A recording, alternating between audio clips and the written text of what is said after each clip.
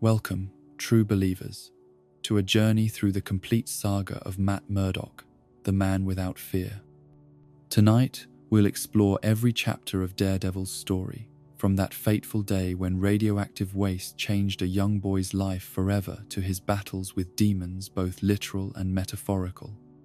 This is a tale of contradiction and courage, of a blind man who sees more clearly than most, of a lawyer who breaks the law to serve justice. So settle in, get comfortable, and let your mind drift as we walk together through the shadows of Hell's Kitchen and beyond. In the working-class neighborhood of Hell's Kitchen, where the sounds of the city never quite fade and the smell of ambition mingles with desperation, a young boy named Matthew Murdock was learning what it meant to carry the weight of promises. The year was 1950-something, and the world still believed in clear distinctions between right and wrong, between heroes and villains, between those who fought with their fists and those who fought with their minds. Matthew's father, Jack Murdock, was a boxer whose best days were long behind him, but whose heart remained as large as his calloused hands. Jack had been known in the neighborhood as Battling Jack Murdock, a fighter who could take a punch as well as he could deliver one, though his career had been marked more by determination than by victory. The boxing world had not been kind to Jack, but he had never let bitterness poison his love for his son or his belief that Matthew could achieve something greater than anything Jack had ever dreamed possible. The promises that shaped Matthew's childhood were born from love and loss in equal measure. Jack's wife, Matthew's mother, had died when the boy was still young, leaving behind only memories and a request that would echo through the years to come. She had made Jack promise that their son would never follow the same path of violence and disappointment that had defined so much of Jack's own life. Education, she had insisted, was the key to a better future. Books, not boxing gloves, would be Matthew's weapons against the world's injustices. And so Jack Murdock, a man whose hands knew only how to fight, found himself in the strange position of forbidding his son from learning the very skills that had defined his own existence. Matthew was not allowed to participate in sports or physical activities that might lead him down the path of using his fists to solve problems. Instead, Jack insisted that Matthew focus entirely on his studies, on becoming the kind of man who could use his mind rather than his body to make his way in the world. This created a peculiar dynamic in the Murdock household, where a fighter was raising a scholar, where a man who had spent his life in gymnasiums was determined to see his son succeed in classrooms. The other children in the neighborhood, with their scraped knees and after-school games, began to see Matthew as different, as weak, as someone who was afraid to get his hands dirty. They called him Daredevil, but not as a compliment. The nickname was meant to mock his apparent cowardice, his unwillingness to take the physical risks that seemed natural to boys his age. The irony was not lost on Matthew, even as a child. He could feel the strength in his own body, could sense the potential for physical achievement that his father's genetics had passed down to him. But the promise to his mother, enforced by his father's unwavering determination, meant that Matthew had to find other ways to challenge himself, other outlets for the energy and ambition that burned within him. In secret, away from his father's watchful eyes, Matthew began to exercise and train his body. Not for fighting, he told himself, but for fitness, for the simple pleasure of discovering what his body could do when pushed to its limits. He would sneak away to abandoned buildings and empty lots, where he could climb and run and test his reflexes without anyone knowing that Battling Jack Murdock's son was developing the very physical skills his father had forbidden him to pursue. Meanwhile, Jack's own life was taking a turn that would prove fateful for both father and son. The boxing world, never kind to aging fighters, had grown even more cruel as Jack's reflexes slowed and his ability to absorb punishment diminished. Fights became harder to find, and the purses grew smaller with each bout. The bills that had accumulated during Jack's prime years, the medical expenses, the training costs, the simple necessities of raising a son alone, created a pressure that no amount of determination could entirely alleviate. It was into this atmosphere of financial desperation that a man known only as the Fixer made his entrance into Jack Murdoch's life. The Fixer was a creature of the shadows, a man who made his living by arranging outcomes that benefited those willing to pay for certainty rather than taking their chances with honest competition. He had built his empire on the understanding that most people, when pushed hard enough by circumstance, could be convinced to compromise their principles for the right price. The Fixer's proposition to Jack was elegant in its simplicity and devastating in its implications. Jack would be given a series of fights, matches that would be carefully arranged to showcase his talents and rebuild his reputation. The purses would be substantial, enough to solve his immediate financial problems and provide security for Matthew's education. There was just one catch. When the time came, when the betting odds were most favorable, Jack would be expected to throw a fight, to deliberately lose in order to maximize the profits of those who had invested in his temporary renaissance. At first, Jack was hesitant to accept the Fixer's offer. His pride as a fighter, his integrity as a man, and his desire to be a role model for his son all rebelled against the idea of deliberately losing a match.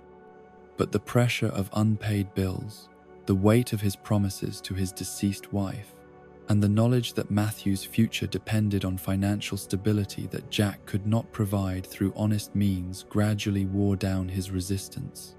The arrangement began exactly as the Fixer had promised. Jack found himself with regular fights against opponents who had been carefully selected to make him look good. His timing, which had seemed to abandon him in recent years, suddenly appeared to return. His power, which had been diminished by age and accumulated damage, seemed to flow back into his fists. For the first time in years, Jack Murdoch was winning fights, earning money, and feeling like the boxer he had once been.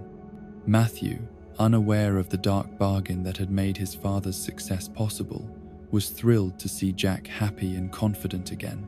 The financial pressure that had shadowed their household began to lift, and Matthew could see the pride returning to his father's eyes. Jack would come home from training sessions with stories of successful sparring rounds and positive reactions from promoters who had written him off years earlier. It was during this period of renewed hope and apparent success that Matthew's own life took a turn that would prove even more transformative than his father's deal with the Fixer. On what seemed like an ordinary day, as Matthew walked home from school through the familiar streets of Hell's Kitchen, he witnessed something that would change not only his own destiny, but also his understanding of what it meant to be a hero. An elderly blind man was crossing the street, moving slowly and carefully with his white cane, trusting in the routine of traffic patterns and the kindness of strangers to guide him safely across the intersection. But this day, routine failed him. A truck, carrying containers marked with warnings about hazardous materials, came careening around the corner, its driver either distracted or impaired, heading directly toward the helpless pedestrian. Matthew saw what was about to happen with the clarity that sometimes comes in moments of crisis. Without thinking, without calculating the risks or considering the consequences, he threw himself into the street. His body, trained in secret for just such moments of physical demand, responded with a speed and coordination that surprised even him. He reached the blind man just in time, pushing him out of the path of the oncoming truck. But heroic actions often come with a price, and Matthew's sacrifice was no exception. As he shoved the elderly man to safety, one of the truck's containers broke open, spilling its contents across the intersection. The radioactive waste, glowing with an eerie green light, splashed across Matthew's face and eyes, burning with a chemical intensity that seemed to reach into his very soul. The pain was immediate and overwhelming, a fire that consumed not just his eyes but his entire sense of himself. Matthew's last clear visual memory was of the blind man he had saved, standing safely on the sidewalk, and of concerned faces gathering around him as he collapsed to the pavement. Then came darkness, not the temporary darkness of closing one's eyes, but the permanent, absolute darkness of blindness. The hospital stay that followed was a blur of medical procedures, worried voices, and the gradual realization that Matthew Murdoch's life had been fundamentally changed forever.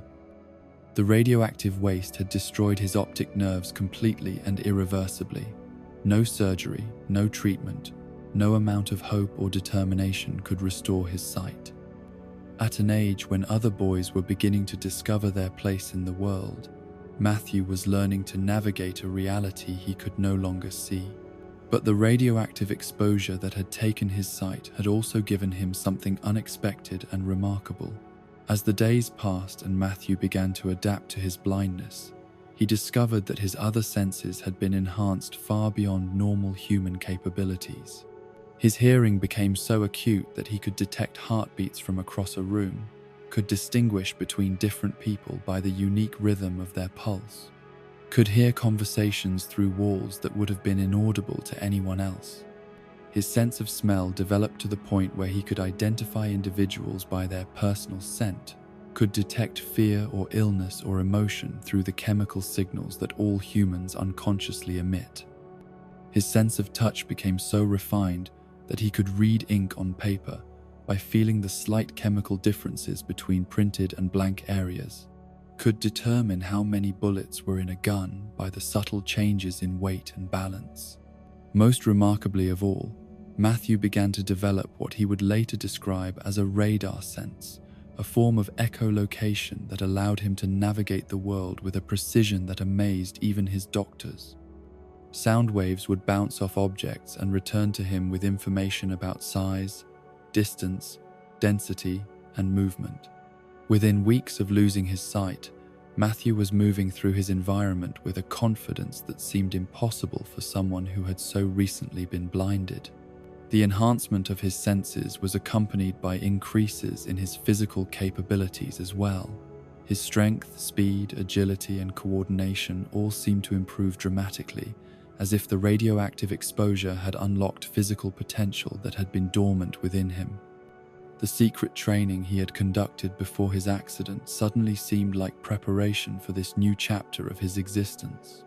Jack Murdoch, devastated by his son's injury and overwhelmed with guilt that he had not been there to protect Matthew, threw himself into caring for his transformed child with a devotion that was both touching and heartbreaking. He arranged for the best medical care, consulted with specialists, and began learning about the resources available to help blind individuals navigate the world successfully. But even as Jack focused on his son's immediate needs, the arrangement he had made with the fixer continued to cast its shadow over their lives. The time was approaching when Jack would be expected to fulfill his part of the bargain, when he would be required to deliberately lose a fight in order to satisfy the financial interests of the criminal organization that had temporarily restored his career. The fight that would determine both their fates was scheduled against a boxer known as Crusher Creel, later to be known as Dynamite Davis, a younger and stronger opponent who was expected to defeat the aging Jack Murdoch without difficulty. The betting odds heavily favored Creel, which was exactly what the fixer had planned. Jack was supposed to make the fight look competitive for a few rounds before allowing himself to be knocked out, ensuring that those who had bet on Creel would collect their winnings while the fixer's organization collected the much larger profits that came from manipulating the odds. But as the fight approached, Jack found himself facing a crisis of conscience that he had not anticipated. Matthew, still recovering from his accident but maintaining his brave facade, had expressed his intention to listen to the fight on the radio. For the first time in years, Jack's son was genuinely excited about one of his father's boxing matches, proud that his father was once again competing at a high level. The knowledge that Matthew would be listening, believing in his father's integrity and ability, made the prospect of deliberately losing almost unbearable. Jack realized that throwing the fight would not just be a betrayal of his own principles, it would be a betrayal of everything he had tried to teach his son about courage, determination, and the importance of never giving up. In the hours before the fight, Jack made a decision that he knew would have consequences far beyond the boxing ring. He decided to bet on himself, using money that the family could not afford to lose, wagering everything on his ability to defeat Creel legitimately. If he could win the fight, he reasoned, the purse combined with his successful bet would provide enough money to pay off his debts, support Matthew's education, and free them both from the Fixer's control. The fight itself became a reflection of Jack Murdoch's character and determination. Despite his age and the years of accumulated damage, despite facing a younger and stronger opponent, Jack fought with a heart and spirit that reminded everyone present why he had once been known as Battling Jack. Round after round, he absorbed punishment that would have felled lesser men, but he kept coming forward, kept throwing punches, kept believing that heart and determination could overcome physical limitations. In the end, against all odds and expectations, Jack Murdoch won the fight. It was not a pretty victory or an easy one, but it was legitimate and honest. As he stood in the ring, his hand raised by the referee, Jack knew that he had given his son something more valuable than money. He had shown Matthew that it was possible to triumph through integrity and refusal to surrender. But Jack also knew that his victory had sealed his fate. The Fixer was not the kind of man who accepted betrayal gracefully, and Jack's decision to win rather than lose had cost the criminal organization a tremendous amount of money. As Jack walked home through the dark streets of Hell's Kitchen, still carrying the physical aches of his victorious battle, he understood that he was walking toward his own death. The assassin was waiting in an alley not far from the Murdoch apartment, a faceless killer whose identity would never be known. Jack Murdoch, who had spent his entire adult life fighting, did not resist when death finally came for him. Perhaps he was too exhausted from his victory, or perhaps he had accepted that this was the price he had to pay for choosing honor over survival. Matthew learned of his father's death the next morning, when police officers arrived at their apartment with news that no child should ever have to hear. Jack Murdoch had been found dead in an alley, apparently the victim of a robbery gone wrong. The money he had won from his bet was gone, of course, taken by his killers to make the crime appear random rather than retaliatory. The funeral was a small affair, attended by a few boxing contemporaries who remembered Jack's better days and by neighbors who had respected his devotion to his son. Matthew stood at the graveside, his enhanced senses taking in details that others missed, the sound of tears being wiped away, the scent of flowers mixed with grief, the rhythm of heartbeats that spoke of genuine sorrow for a man who had tried his best in an unforgiving world. As the mourners dispersed and Matthew found himself alone with his thoughts, he began to understand that his father's death was not the random act of violence it appeared to be. His enhanced hearing had allowed him to overhear conversations between police officers who thought a blind boy could not understand their whispered discussions of organized crime and boxing corruption. Gradually, piece by piece, Matthew assembled the truth about his father's deal with the Fixer and the real reason Jack Murdoch had died. The knowledge that his father had been murdered for choosing integrity over corruption created something new within Matthew Murdoch.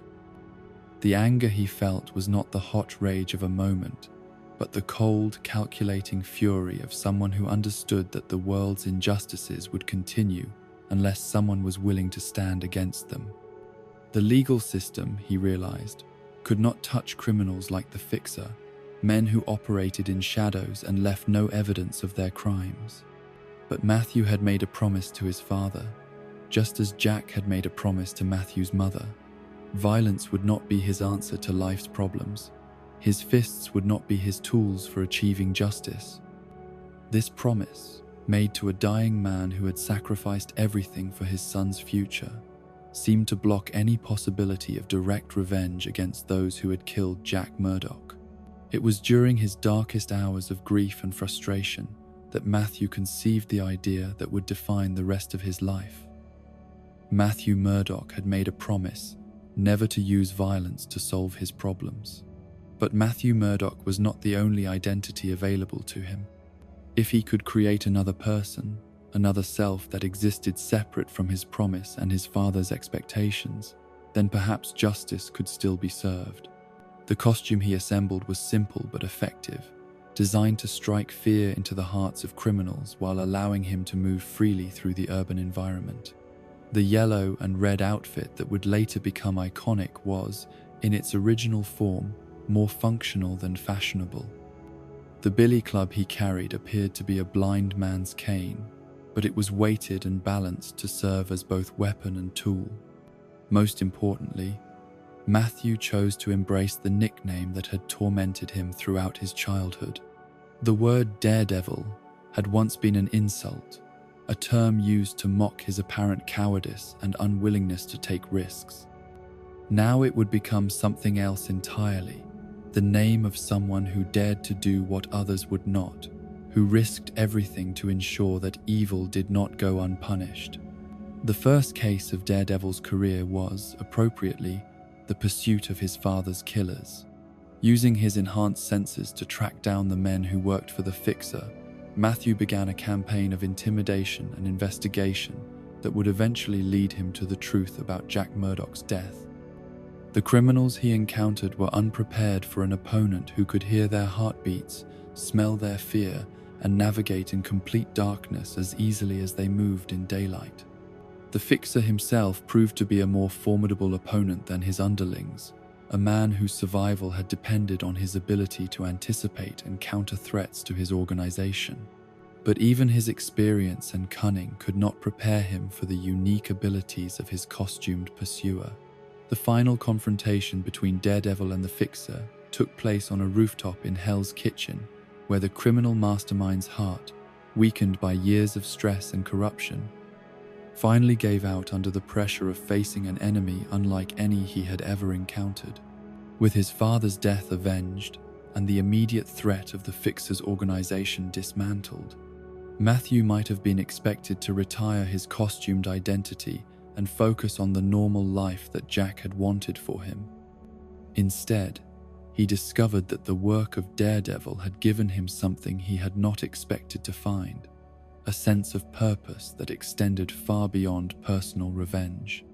The promise to his father remained inviolate. Matthew Murdock would pursue justice through legal means, using his intelligence and education to fight crime within the system.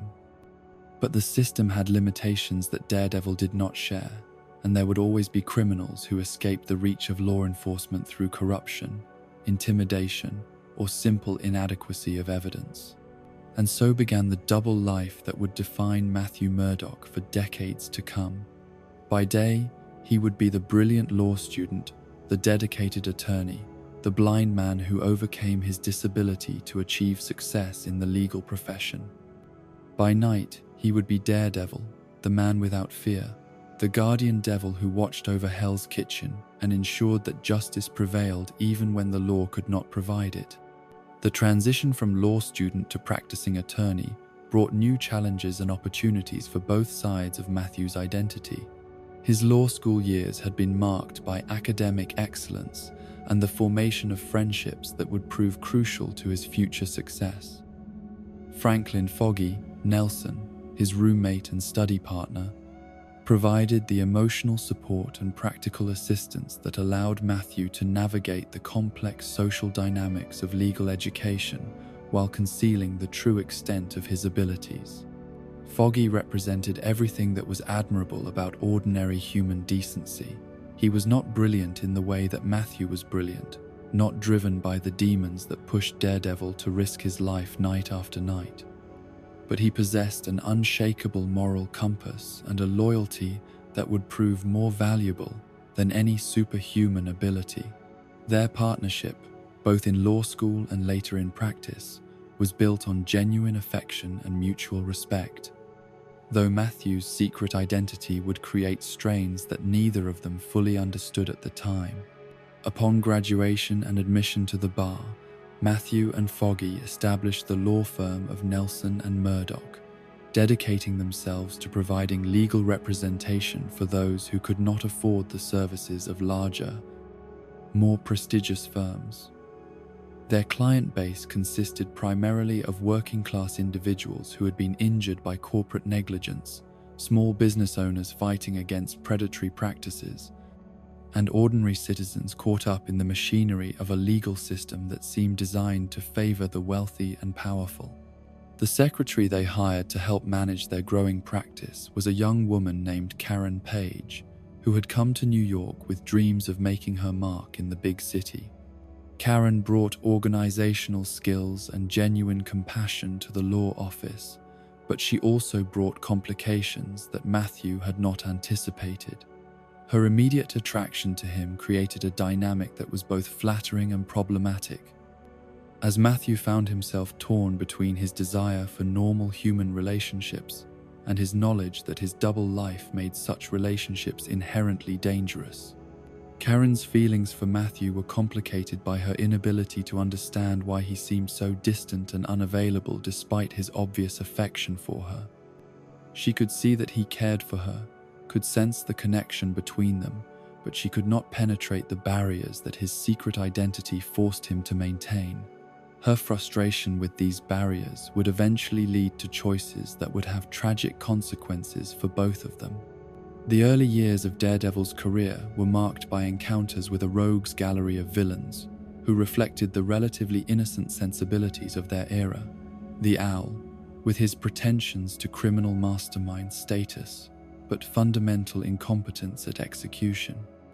The Purple Man, whose mind control abilities represented a more serious threat, but whose megalomaniacal personality made him ultimately defeatable.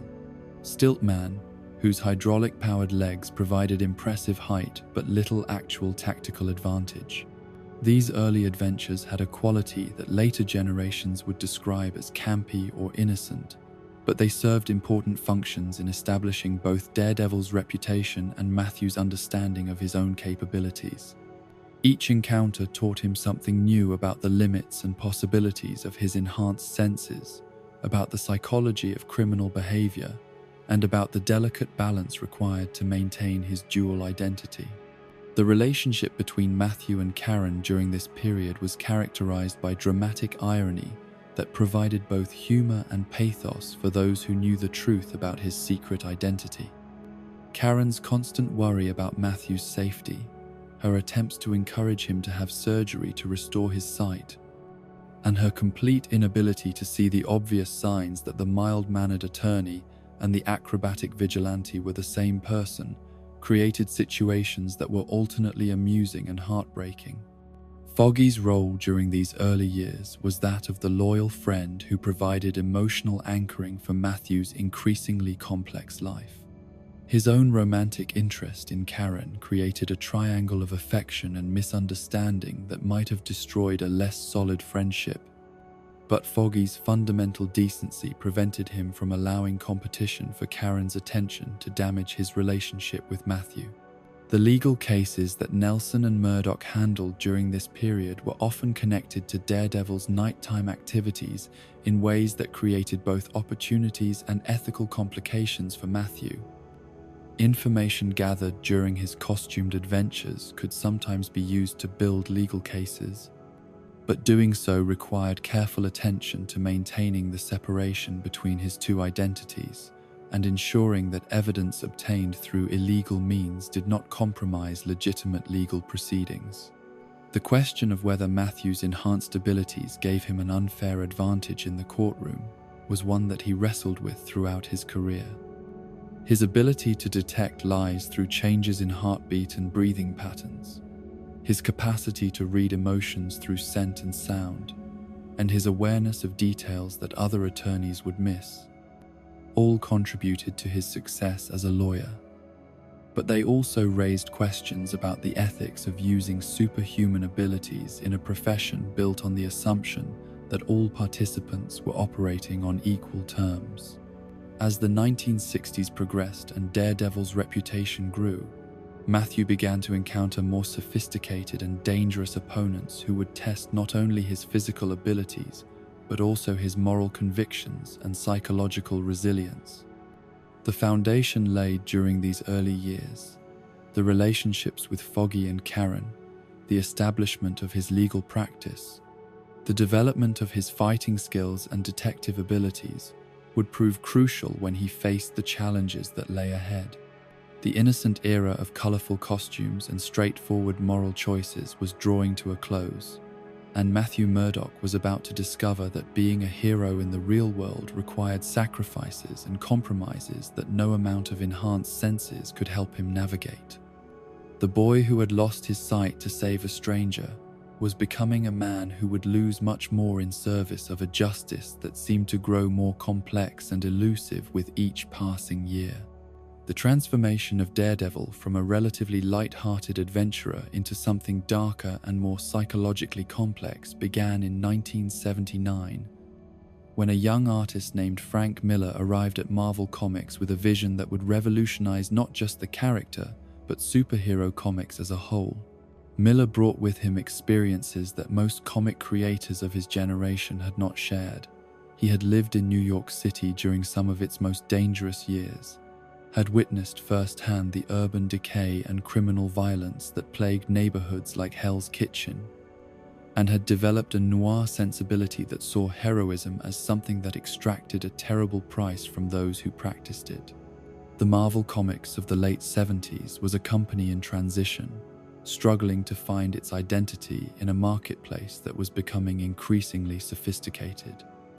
Readers were growing older, their tastes more complex, and the simple moral certainties that had defined superhero comics for decades were beginning to feel inadequate to address the realities of contemporary urban life.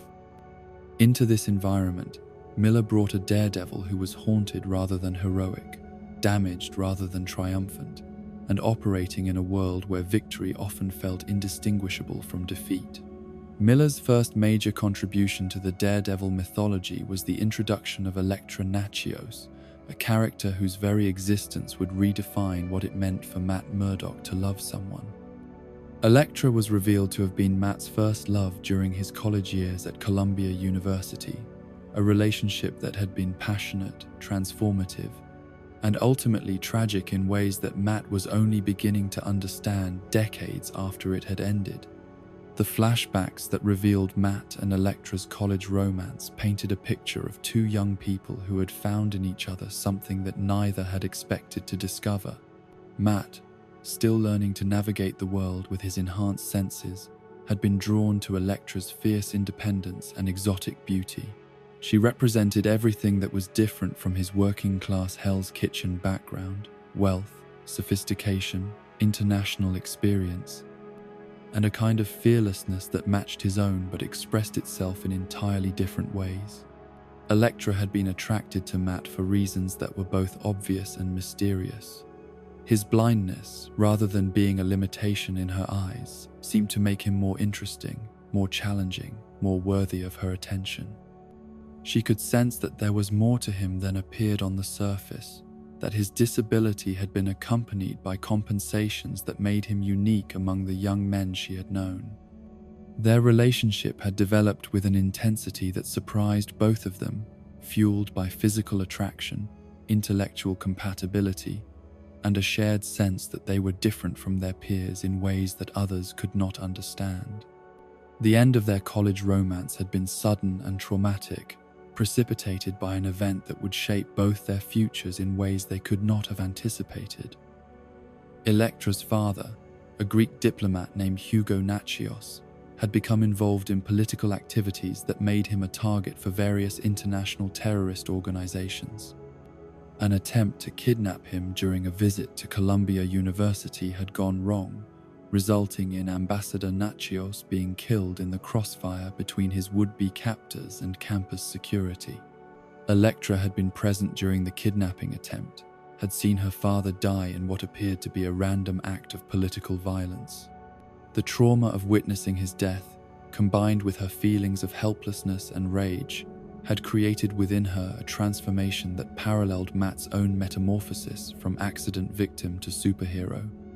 But where Matt's transformation had led him toward justice and protection of the innocent, Elektra's had pushed her toward vengeance and the acquisition of power. Following her father's death, Elektra had disappeared from Matt's life without explanation, leaving behind only memories and unanswered questions that had haunted him throughout his subsequent relationships. He had tried to find her, had used both his legal connections and his Daredevil identity to trace her movements, but she had vanished as completely as if she had never existed. The years that followed had been marked by his attempts to recreate with other women the intensity and connection he had shared with Elektra, attempts that had invariably failed because no one else could match the unique combination of strength, danger, and vulnerability that had made her irreplaceable. The revelation that Elektra had not simply disappeared but had instead become one of the world's most feared assassins came as a shock that reverberated through every aspect of Matt's understanding of himself and his past. The woman he had loved, the person who had represented innocence and possibility in his memories, had transformed herself into something that stood in opposition to everything he believed in as Daredevil. She had become a killer for hire, someone who solved problems through violence and death rather than law and justice. But Miller's genius lay in his understanding that Elektra's transformation, like Matt's own, had been born from trauma and loss rather than from any inherent evil. Her father's death had taught her that the world was a place where the innocent suffered while the guilty escaped punishment, where political ideals and moral principles were no match for ruthless pragmatism and superior firepower. If she was going to survive in such a world, she had decided she would need to become more dangerous than those who threatened her. The training that had transformed her from a grieving daughter into a lethal weapon had taken place in various locations around the world, under the tutelage of masters who specialized in the arts of death and deception. She had learned not just physical combat techniques, but also the psychological skills necessary to compartmentalize emotion, to suppress empathy, and to function effectively in a moral universe where traditional concepts of right and wrong had been replaced by the simpler calculus of survival and success. Yet despite her transformation, despite the years that had passed and the distance that had grown between them, the connection between Matt and Elektra had not been entirely severed. Their first encounter after her return to his life was electric with tension and unresolved emotion. A meeting that reminded both of them of what they had once meant to each other, while also highlighting how much they had both changed. The complexity of their renewed relationship became one of the defining elements of Miller's run on Daredevil. Matt was simultaneously attracted to and repelled by what Elektra had become, drawn to the familiar aspects of her personality, while horrified by the violence and immorality that now defined her professional life.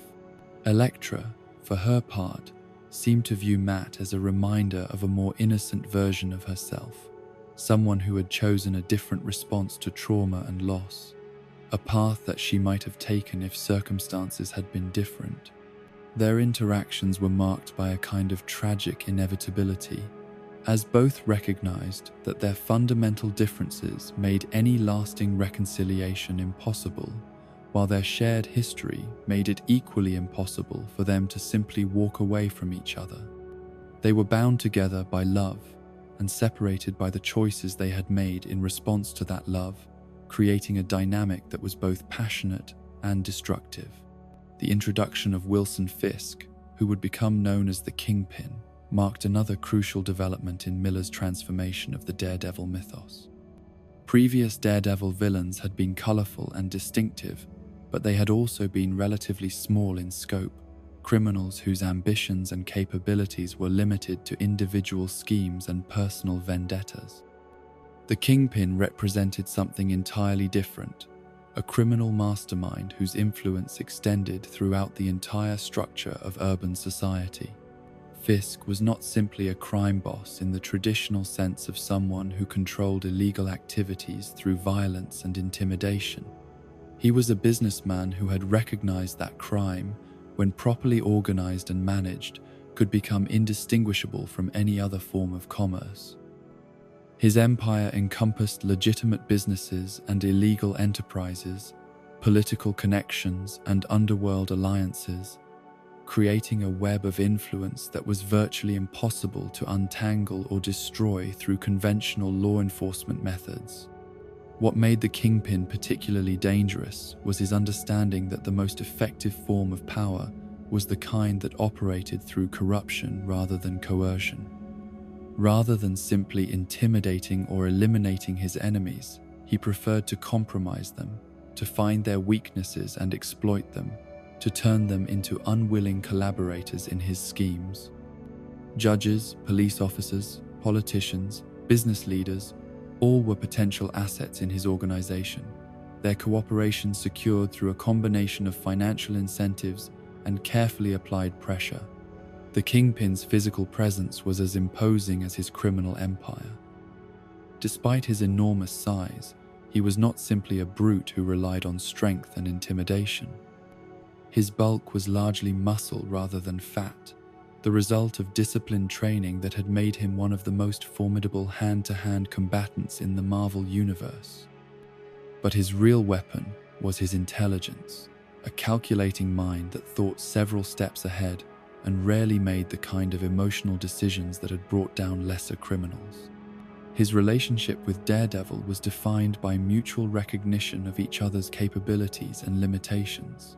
The Kingpin understood that Daredevil could not be bought or intimidated in the ways that worked with other opponents, while Daredevil recognized that the Kingpin's influence was too extensive and his methods too sophisticated to be countered through simple physical confrontation. Their conflict became a chess match played out across the streets and institutions of New York City, with each victory for one side creating new opportunities and vulnerabilities for the other. The introduction of Bullseye as Daredevil's most psychotic and personal enemy completed the trinity of antagonists that would define the character for decades to come. Where Elektra represented the corruption of love and the Kingpin embodied the institutionalization of evil, Bullseye was pure malevolence given human form, a killer whose motivations were so twisted and whose methods so unpredictable that he seemed to exist outside the normal categories of criminal behavior. Bullseye's origin story was deliberately kept mysterious and contradictory, with various versions of his background suggesting different explanations for his psychopathic personality and superhuman accuracy. What remained consistent was his absolute dedication to his craft as an assassin and his growing obsession with Daredevil as the one opponent who had consistently managed to survive their encounters.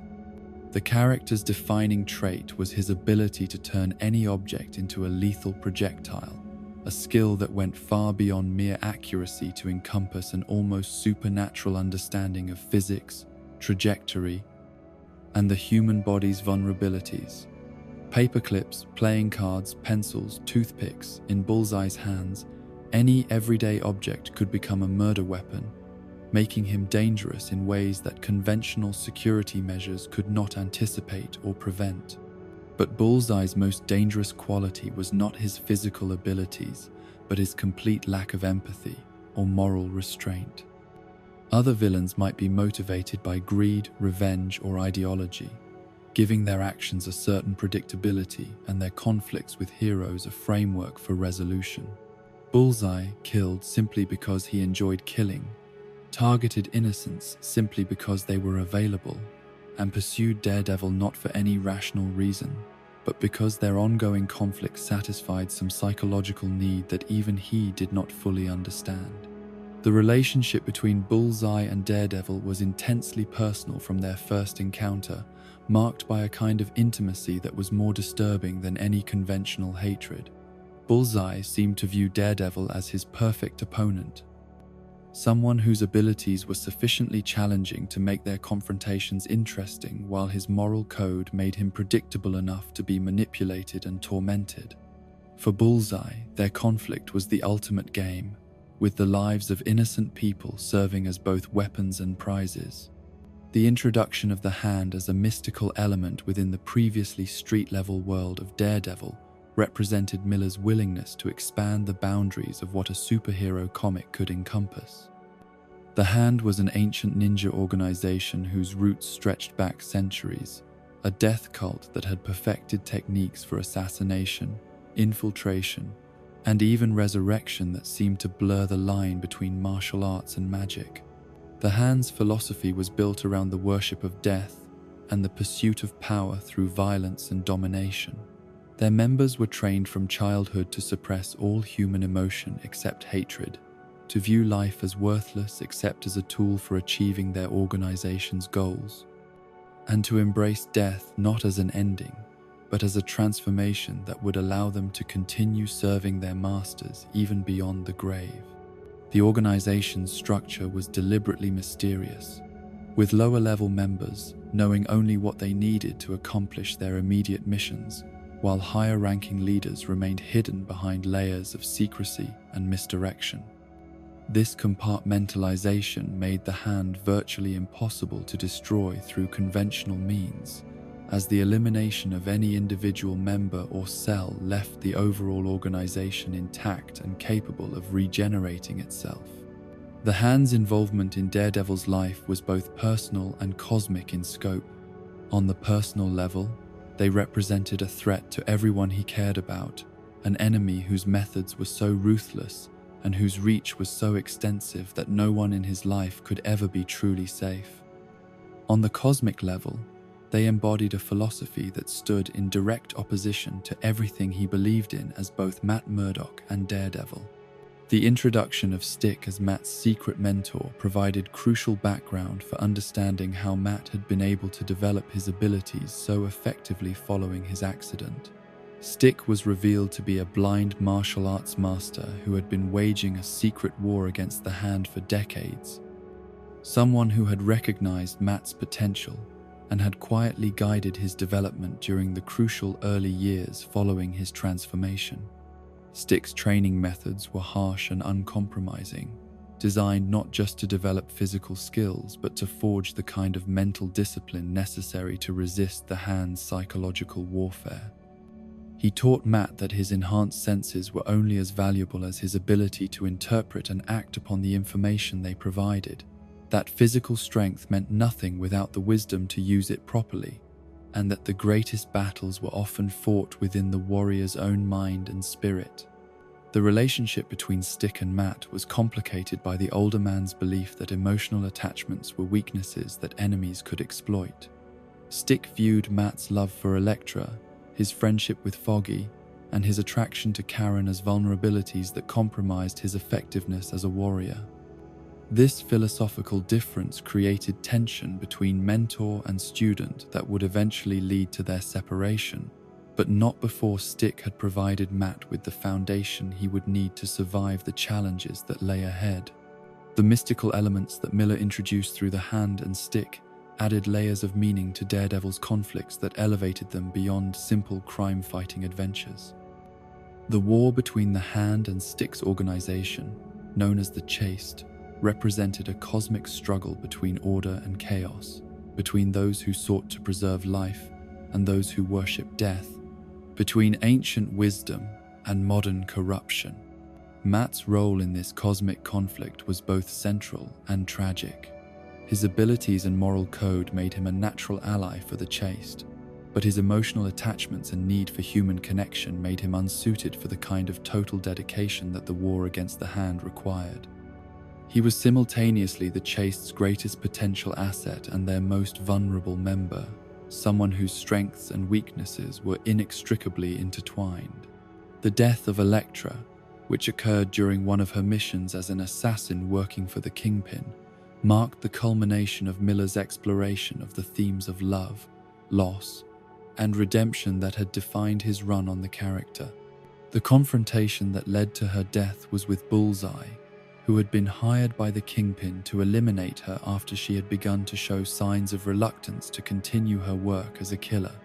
The battle between Elektra and Bullseye was brutal and intimate, a fight between two perfect killers who understood each other's capabilities and limitations. But where Bullseye fought with the joy of someone who had found his perfect opponent, Elektra fought with the desperation of someone who had begun to remember what she had lost when she chose the path of violence and death. The moment of her death, which occurred on the doorstep of Matt's apartment as she tried to reach him for help that would come too late, was handled by Miller with a poetic restraint that made it all the more devastating. There were no last words of love or reconciliation, no dramatic speeches about redemption or forgiveness. There was only the simple fact of a life ending, of potential unfulfilled, of a love story that would never find its resolution. Matt's discovery of Elektra's body and his realization that she had died trying to reach him created within him a grief that went beyond personal loss to encompass a sense of cosmic injustice.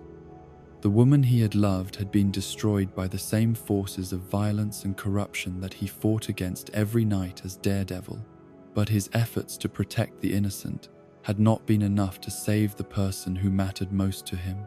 The psychological impact of Elektra's death would reverberate through every subsequent Daredevil story, creating within Matt a darkness that would sometimes threaten to consume the heroic ideals that had originally motivated him. Her loss taught him that there were some battles that could not be won, some tragedies that could not be prevented, some prices that heroism demanded that might be too high to pay. But Miller's treatment of Elektra's death also contained within it the seeds of hope and redemption that would define Matt's character going forward. Even in death, even after everything she had done as an assassin and killer, Elektra had been trying to find her way back to the light that Matt represented. Her final choice had been to seek help rather than revenge, to reach for love rather than death, to remember who she had been before trauma and loss had transformed her into something she had never intended to become.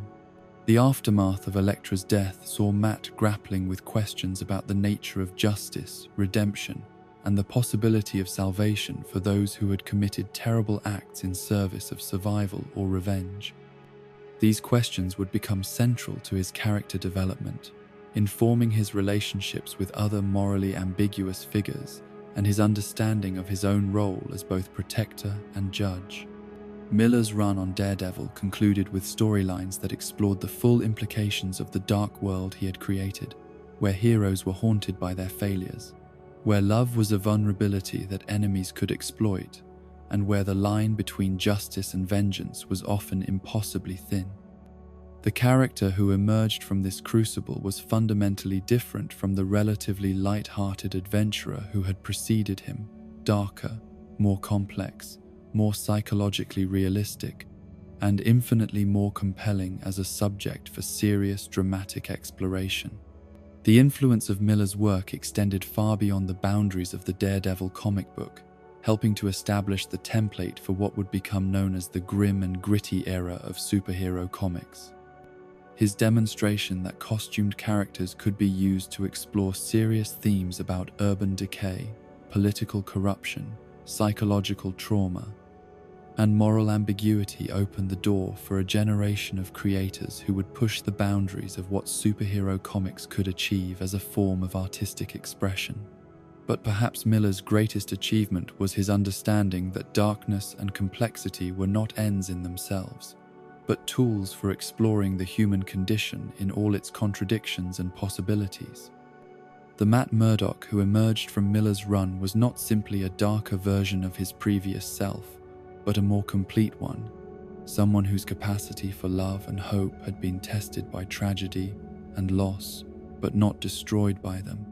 The foundation that Miller laid during his tenure on Daredevil would support decades of subsequent development by other creators, providing a framework rich enough to sustain ongoing exploration while flexible enough to accommodate different voices and approaches.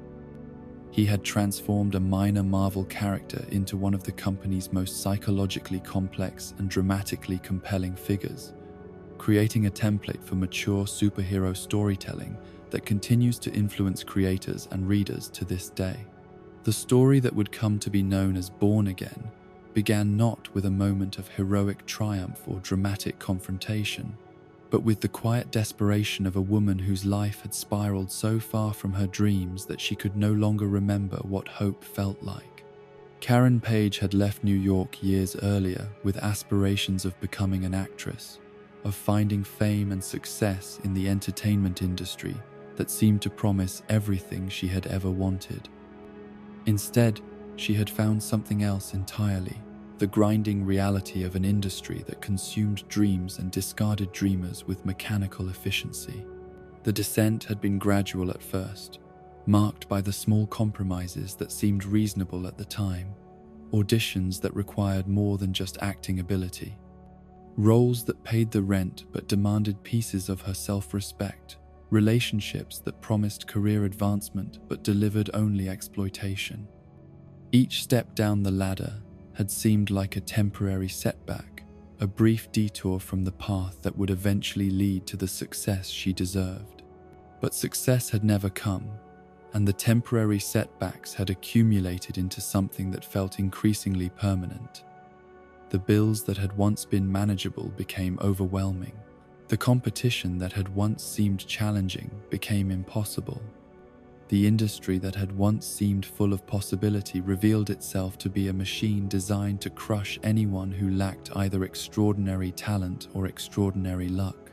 It was into this environment of disappointment and desperation that heroin had made its entrance into Karen's life. The drug had not announced itself as the destroyer of dreams and relationships that it would eventually become. Instead, it had presented itself as a solution, a way of numbing the pain that came with watching her life drift further and further from everything she had once believed it could be. The progression from occasional user to desperate addict had followed the familiar pattern that had claimed so many others. What had begun as a way of coping with disappointment became a need that consumed everything else in her life. The money she had saved for rent went to dealers instead. The relationships she had maintained for emotional support were sacrificed to protect her secret. The career aspirations that had brought her to Los Angeles in the first place became secondary to the more immediate need of avoiding withdrawal. The Karen Page, who had once been Matt Murdock's secretary and confidant, who had loved him with a devotion that he had never fully understood or reciprocated, had been replaced by someone whose primary relationship was with a chemical that promised relief but delivered only greater suffering. The transformation was not just physical, though the ravages of addiction had taken their toll on her appearance and health. More fundamentally, it was moral and spiritual, as the person who had once embodied compassion and loyalty found herself capable of betrayals that would have been unthinkable in her former life. The moment that would change everything came during one of those desperate periods when the need for drugs had become more urgent than any other consideration. Karen had exhausted her usual sources of money, had pawned everything of value she owned, had burned through the last of the relationships that might have provided help. The dealer who supplied her fix was not interested in promises or IOUs, and the alternative to payment was the kind of withdrawal that had become her definition of hell on earth. It was then that Karen remembered something that she had kept secret for years, a piece of information that had come to her through her intimate involvement in Matt Murdock's life. She knew something that others did not know, something that people might be willing to pay for if they understood its value. She knew that the blind lawyer she had once loved was also the costumed vigilante known as Daredevil. The decision to sell this information was not made lightly, despite the desperate circumstances that prompted it. Some part of Karen understood that she was about to cross a line from which there might be no return, that she was about to betray someone who had never done anything but try to protect her. But the rational part of her mind, the part that might have found another solution or recognized the long-term consequences of her choice, had been overwhelmed by the chemical imperative that governed her life. The buyer for this information was a low-level criminal who specialized in acquiring and selling secrets that could be used for blackmail or revenge. He paid Karen enough to supply her immediate needs, but not enough to change her fundamental situation. The information about Matt Murdock's secret identity was just another commodity in a market where privacy and trust were bought and sold like any other goods. From that criminal intermediary, the information began its journey through the networks that connected street-level crime with more sophisticated criminal enterprises. Each transaction increased the value of the secret while moving it closer to people who understood how to use it most effectively. Within days, The knowledge that Matt Murdock was Daredevil had traveled from Los Angeles back to New York, from the desperate world of drug dealers and addicts to the elegant offices where Wilson Fisk conducted his business. The Kingpin's reaction to learning Daredevil's true identity was not the explosive anger that might have been expected. Instead, it was something more dangerous, a cold, calculating satisfaction that came from finally understanding his enemy completely. For years, Fisk had been frustrated by his inability to strike at Daredevil in ways that would cause lasting damage. The costumed vigilante seemed to exist in a world separate from normal human vulnerabilities, protected by anonymity and isolation from the kinds of pressure that Fisk could bring to bear on ordinary people. But Matt Murdock was not anonymous or isolated. Matt Murdock had a career, a reputation, a network of relationships, and a life that could be systematically dismantled by someone with sufficient resources and patience. The revelation of Daredevil's secret identity had not just given Fisk a new target, it had given him the keys to a form of warfare that he understood better than anyone else alive. The campaign that Fisk launched against Matt Murdock was a masterpiece of coordinated destruction, designed to attack every aspect of his life simultaneously while maintaining the appearance of coincidental misfortune. It began with seemingly minor problems, irregularities in client payments that created cash flow issues for the law firm, zoning problems that affected the building where Nelson and Murdock had their offices, tax audits that required expensive legal representation to resolve. The legal challenges escalated quickly from inconvenience to crisis. Documents that implicated Matt in financial improprieties appeared in the files of regulatory agencies. Witnesses came forward with testimony that suggested he had been involved in activities that violated his professional ethics. Former clients filed complaints alleging malpractice and misconduct. Each accusation was carefully crafted to be plausible without being provable, creating a cloud of suspicion that was difficult to dispel through conventional legal means. The attack on Matt's professional life was accompanied by equally sophisticated assaults on his personal safety and peace of mind. His apartment was burglarized repeatedly, with items stolen and replaced in ways that suggested the intruders had unlimited access to his private space. His telephone was tapped, his mail intercepted, his movements monitored by teams of professional surveillance operatives who made sure he was aware of their presence without providing him with evidence that would support legal action against them. The psychological warfare was perhaps the most insidious aspect of Fisk's campaign. Matt would return to his apartment to find furniture rearranged in subtle ways. Personal items moved just enough to let him know that someone had been there. His enhanced senses, normally an advantage in detecting threats, became a source of constant anxiety as he detected the lingering scents and sounds of intruders who had violated his most private spaces. The pressure extended to everyone in Matt's life, creating a web of anxiety and suspicion that threatened to destroy the relationships that had sustained him through previous crises. Foggy found himself under investigation for his association with Matt, his own legal practice threatened by the same regulatory agencies that were pursuing his partner. Karen, still trapped in her addiction on the other side of the country, was beyond his reach and protection. Even casual acquaintances found themselves subjected to questioning and scrutiny that made their connection to Matt Murdock more trouble than it was worth. The most devastating blow came when Matt was disbarred, stripped of his license to practice law through a process that was both legally proper and fundamentally unjust. The evidence against him was circumstantial but overwhelming, carefully constructed to create the appearance of systematic misconduct. The hearing was conducted according to established procedures, but the outcome was predetermined by the careful placement of Fisk's influence within the regulatory system. The loss of his legal career was more than just a professional setback for Matt Murdock. The law had been his connection to his father's dream for his future, his way of honoring the promise he had made to use his mind rather than his fists to make the world a better place. Being a lawyer had been the foundation of his identity as Matt Murdock, the legitimate source of his authority and expertise. Without it, he was left with only his identity as Daredevil, a vigilante whose activities were illegal regardless of their moral justification. The destruction of Matt's apartment came next, a bombing that eliminated not just his physical home but also the accumulated artifacts of his entire adult life. Photographs, books, legal files, personal mementos, everything that connected him to his past was consumed in flames that left him with nothing but the clothes he had been wearing and the costume he kept hidden in a separate location. The explosion was carefully timed to occur when Matt was not in the apartment, but its message was clear.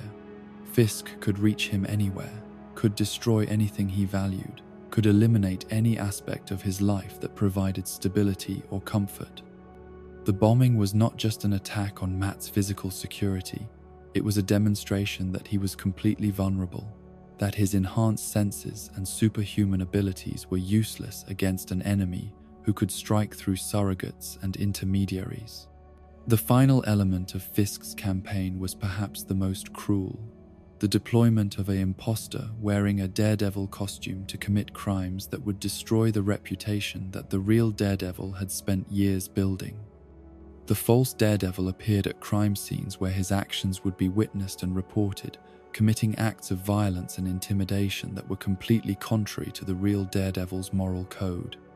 The imposter's activities created a crisis of identity for Matt that went beyond the practical problems of being hunted by law enforcement. For years, his reputation as Daredevil had been his one source of unqualified pride, the proof that his dual identity served a purpose that justified the risks and sacrifices it required. Seeing that reputation systematically destroyed by someone wearing his costume and claiming his name was like watching a part of himself being murdered.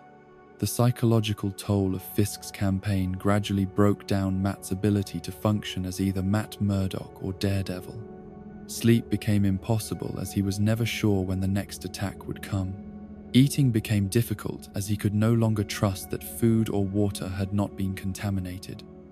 Simple activities like walking down the street became exercises in paranoia as he tried to determine which of the people around him might be working for Fisk. The breaking point came when Matt realized that he could no longer tell the difference between real threats and imagined ones.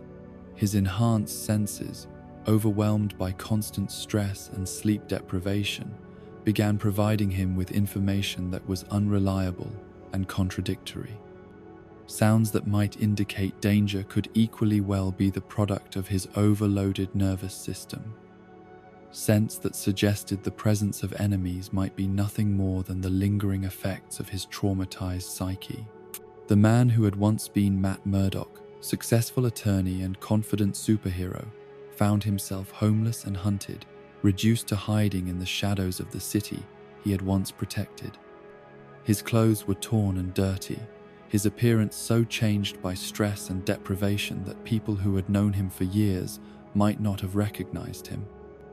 His mind, once sharp enough to practice law and navigate complex legal arguments, was clouded by exhaustion and paranoia. It was in this state of complete breakdown that Matt encountered Sister Maggie, a nun working in one of Hell's Kitchen's soup kitchens who specialized in helping the most desperate and abandoned members of society.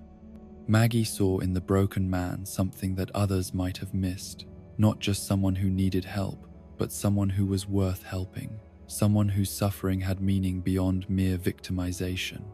Sister Maggie's approach to helping Matt was both practical and spiritual, addressing his immediate needs for food and shelter, while also working to restore his sense of purpose and identity. She provided him with a place to sleep and regular meals, but she also challenged him to remember who he had been before Fisk's campaign had destroyed his life. She listened to his rambling accounts of persecution and conspiracy without dismissing them as paranoid delusions, recognizing that his story, however fantastic it might sound, contained essential truths about the nature of evil and redemption. The process of rebuilding Matt's shattered psyche was gradual and often painful, marked by setbacks and moments of despair that tested both his resilience and Maggie's patience. There were days when he seemed to be making progress, recovering his sense of purpose, and beginning to plan for some kind of future. There were other days when the weight of everything he had lost seemed too great to bear, when the idea of simply giving up appeared to be the only rational response to the magnitude of his defeats. Sister Maggie's faith became a crucial element in Matt's recovery, not because she preached to him or demanded that he share her religious beliefs, but because her certainty that life had meaning and purpose provided an anchor point in a world that had seemed to lose all coherence. Her conviction that good could triumph over evil, that love was stronger than hate, that redemption was possible even for those who had fallen the furthest, created a framework within which Matt could begin to rebuild his understanding of himself and his place in the world. The revelation that Sister Maggie was actually his mother, the woman who had given birth to him and then disappeared from his life when he was still a child, added another layer of complexity to their relationship. The knowledge that she had been present during his darkest hour, not as a stranger moved by Christian charity, but as a mother protecting her son, created new questions about destiny, coincidence, and the nature of divine intervention. But even as Matt began to recover his psychological equilibrium and his sense of purpose, the external pressures that had destroyed his life continued to mount. Fisk's campaign had not ended with Matt's apparent defeat. If anything, it had intensified as the Kingpin sought to ensure that his enemy would never again pose a threat to his criminal empire. The other people in Matt's life were also suffering under the weight of Fisk's assault. Foggy Nelson found himself unable to practice law effectively as his association with the disgraced Matt Murdock made him a liability to clients and colleagues. Ben Urich, the investigative journalist who had been one of Matt's few allies in the media, discovered that his editors were no longer interested in stories that might implicate Wilson Fisk in criminal activities. Karen Page, still trapped in her addiction and unaware of the consequences of her betrayal, continued her downward spiral on the other side of the continent. The money she had received for selling Matt's secret had been consumed by her drug habit within days, leaving her no better off than before, but carrying the additional burden of guilt that came with knowing she had betrayed someone who had loved her. The climax of Fisk's campaign came with his decision to use military-grade weapons and personnel to eliminate what remained of resistance to his control over Hell's Kitchen. The deployment of a psychotic super soldier known as Nuke represented an escalation that went beyond criminal activity into the realm of terrorism and urban warfare.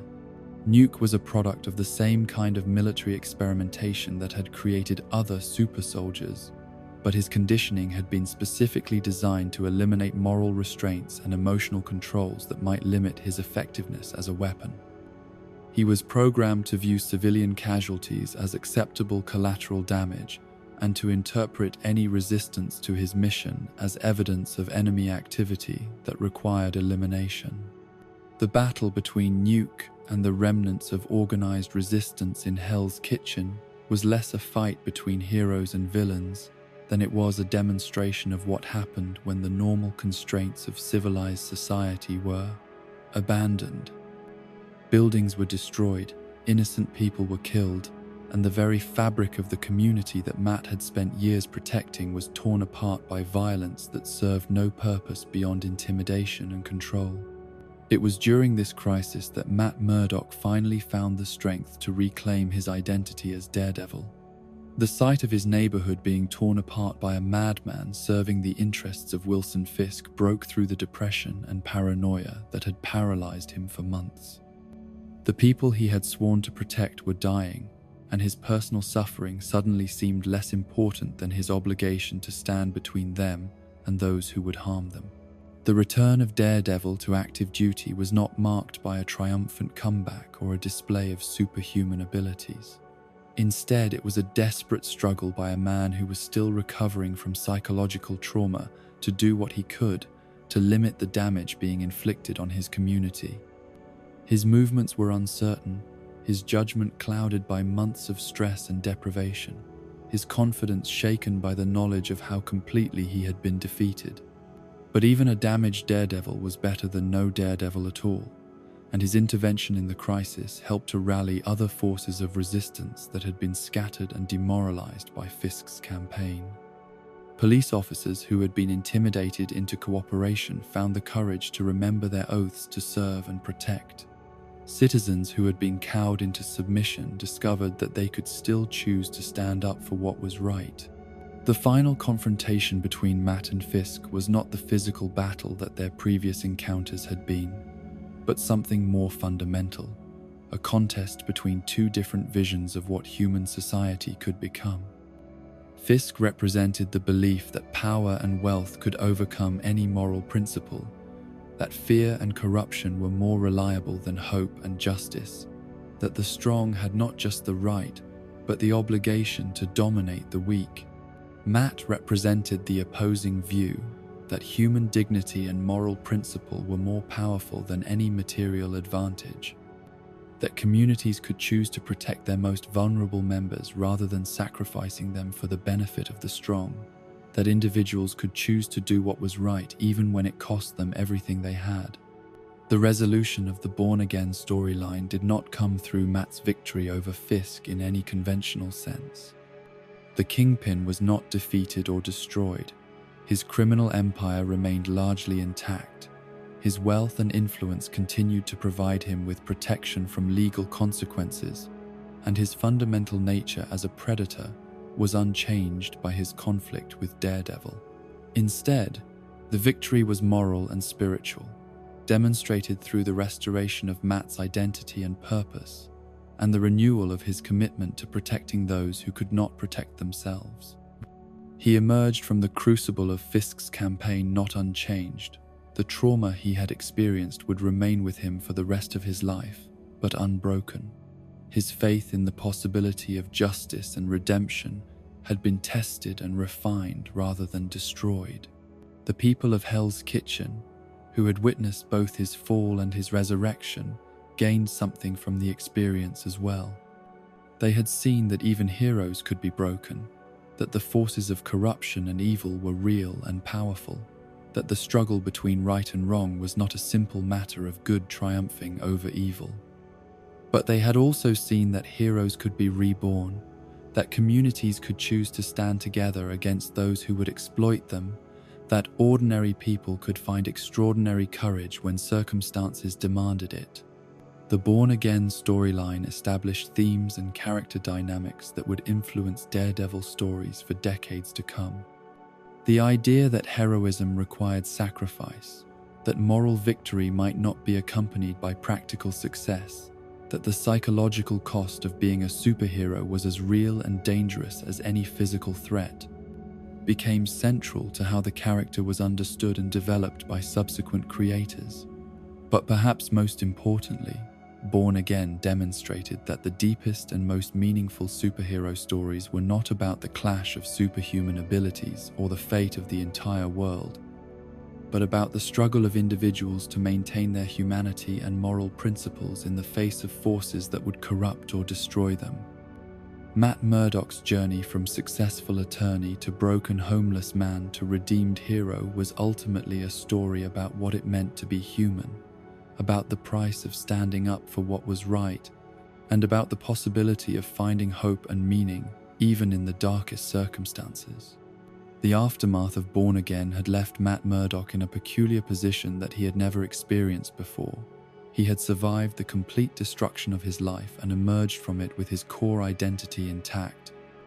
But the psychological scars of that experience would take years to fully understand and integrate.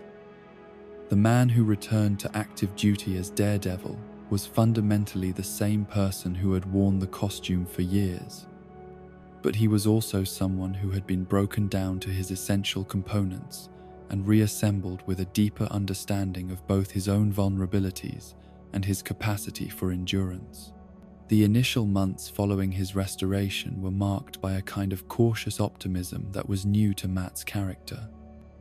For the first time in years, he found himself approaching his dual identity not as a burden or a source of constant stress, but as a gift that allowed him to serve his community in ways that few others could. The trauma he had experienced had not eliminated his sense of purpose, but it had clarified it, stripping away the ego and self-doubt that had sometimes complicated his motivations. The legal practice that he rebuilt with Foggy Nelson was different from their previous partnership, informed by Matt's newfound understanding of how precarious success could be and how quickly the systems that seemed permanent could be swept away by forces beyond their control. They took on cases with a more explicit focus on social justice, representing clients who had been victimized by the same kinds of systematic corruption that had nearly destroyed Matt's life. The relationship between Matt and Foggy during this period was strengthened by their shared experience of surviving Wilson Fisk's campaign against them. Foggy had witnessed his partner's complete breakdown and gradual recovery, had seen firsthand the cost of being associated with Daredevil, and had chosen to remain loyal despite the personal risks involved. This shared trauma created a bond between them that was deeper than their previous friendship, built on mutual understanding of what they were both willing to sacrifice for their principles. It was into this atmosphere of cautious renewal that Ann Nocenti introduced Typhoid Mary, a character who would challenge everything Matt thought he understood about the relationship between sanity and morality, between victim and victimizer, between love and destruction. Mary Walker was a woman whose mind had been shattered by trauma and abuse, creating within her multiple personalities that represented different responses to the violence she had experienced. The Mary personality was gentle, creative, and empathetic, someone who worked as a dancer and artist, and who seemed to embody everything that was innocent and hopeful about human nature. She was drawn to Matt not because she knew he was Daredevil, but because she sensed in him a kindness and strength that offered the possibility of safety in a world that had taught her to expect only pain and exploitation. But sharing the same body was Typhoid, a personality that had developed as a response to Mary's inability to protect herself from those who would harm her. Where Mary was passive and trusting, Typhoid was aggressive and suspicious. Where Mary sought love and connection, Typhoid embraced isolation and violence. Where Mary represented the possibility of healing and redemption, Typhoid embodied the destructive power of unprocessed trauma. The Typhoid personality possessed telepathic and telekinetic abilities that seemed to manifest most strongly when she was experiencing intense emotion, particularly anger or fear. These powers made her dangerous not just to others but to herself, as she often could not control when they would manifest or how destructive they would be.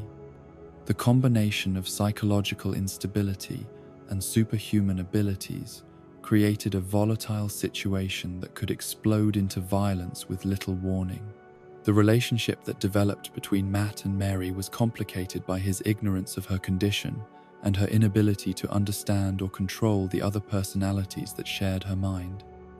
Matt was drawn to Mary's gentle nature and artistic sensibilities, seeing in her someone who had maintained hope and creativity despite obvious suffering. Mary was attracted to Matt's strength and compassion, sensing that he was someone who could accept and protect her without trying to change or exploit her. But their romance was undermined from the beginning by the presence of Typhoid, who viewed Matt's relationship with Mary as a threat to their shared survival.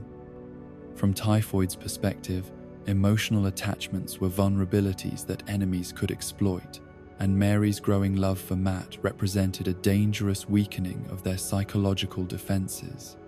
The complexity of the situation was increased by the involvement of Wilson Fisk, who recognized that Mary's condition made her a perfect weapon to use against Daredevil. The Kingpin understood that Matt's greatest strength, his empathy and desire to help others, could be turned into a weakness if he became emotionally invested in someone whose mental illness made her unpredictable and dangerous.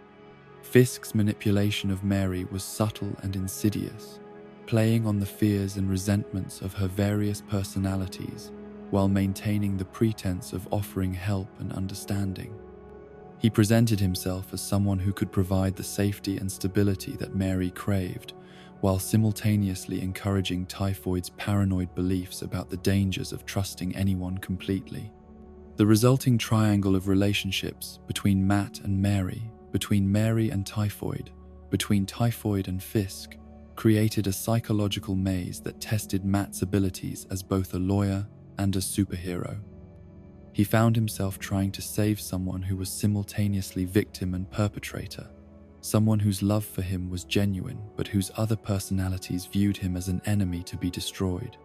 The battles between Daredevil and Typhoid were unlike any fights he had previously experienced, not just because of her formidable psychic powers, but because of the emotional complexity involved. When he fought other villains, Matt could rely on his moral certainty about right and wrong, good and evil. But fighting someone who was both Mary and Typhoid forced him to grapple with questions about responsibility, mental illness, and the nature of evil that had no clear answers. Typhoid's attacks on Daredevil were vicious and personal, informed by intimate knowledge of his psychology and relationships that came from Mary's growing closeness to Matt.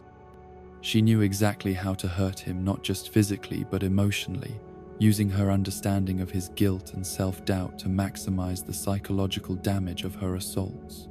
The revelation that Mary and Typhoid were the same person created a crisis for Matt that went beyond the practical problem of dealing with a dangerous enemy. He found himself in love with someone who was also trying to kill him, forced to choose between his feelings for Mary and his responsibilities as Daredevil. The knowledge that fighting Typhoid meant potentially harming Mary paralyzed him in ways that no purely evil opponent could have managed. The resolution of the Typhoid-Mary storyline required Matt to develop new approaches to dealing with enemies who could not be simply defeated or imprisoned. Traditional superhero solutions were inadequate when the villain was also a victim, when violence would only create more trauma, when the real enemy was not a person, but the psychological damage that had created the dangerous personalities in the first place. Matt's ultimate approach to helping Mary involved recognizing that he could not save her through force or manipulation, but only by providing the kind of consistent support and understanding that might allow her to heal herself. This meant accepting that there were no quick solutions to complex psychological problems, that some battles had to be fought over years rather than in single confrontations. The experience with Typhoid Mary marked a turning point in Matt's understanding of his role as both Daredevil and Matt Murdock. He began to recognize that many of the people he encountered as enemies were themselves victims of circumstances beyond their control. That the line between hero and villain was often more complicated than his previous moral framework had acknowledged. This evolving understanding of moral complexity was further developed through Nocenti's introduction of Mephisto as an antagonist who operated on an entirely different level from Matt's previous enemies.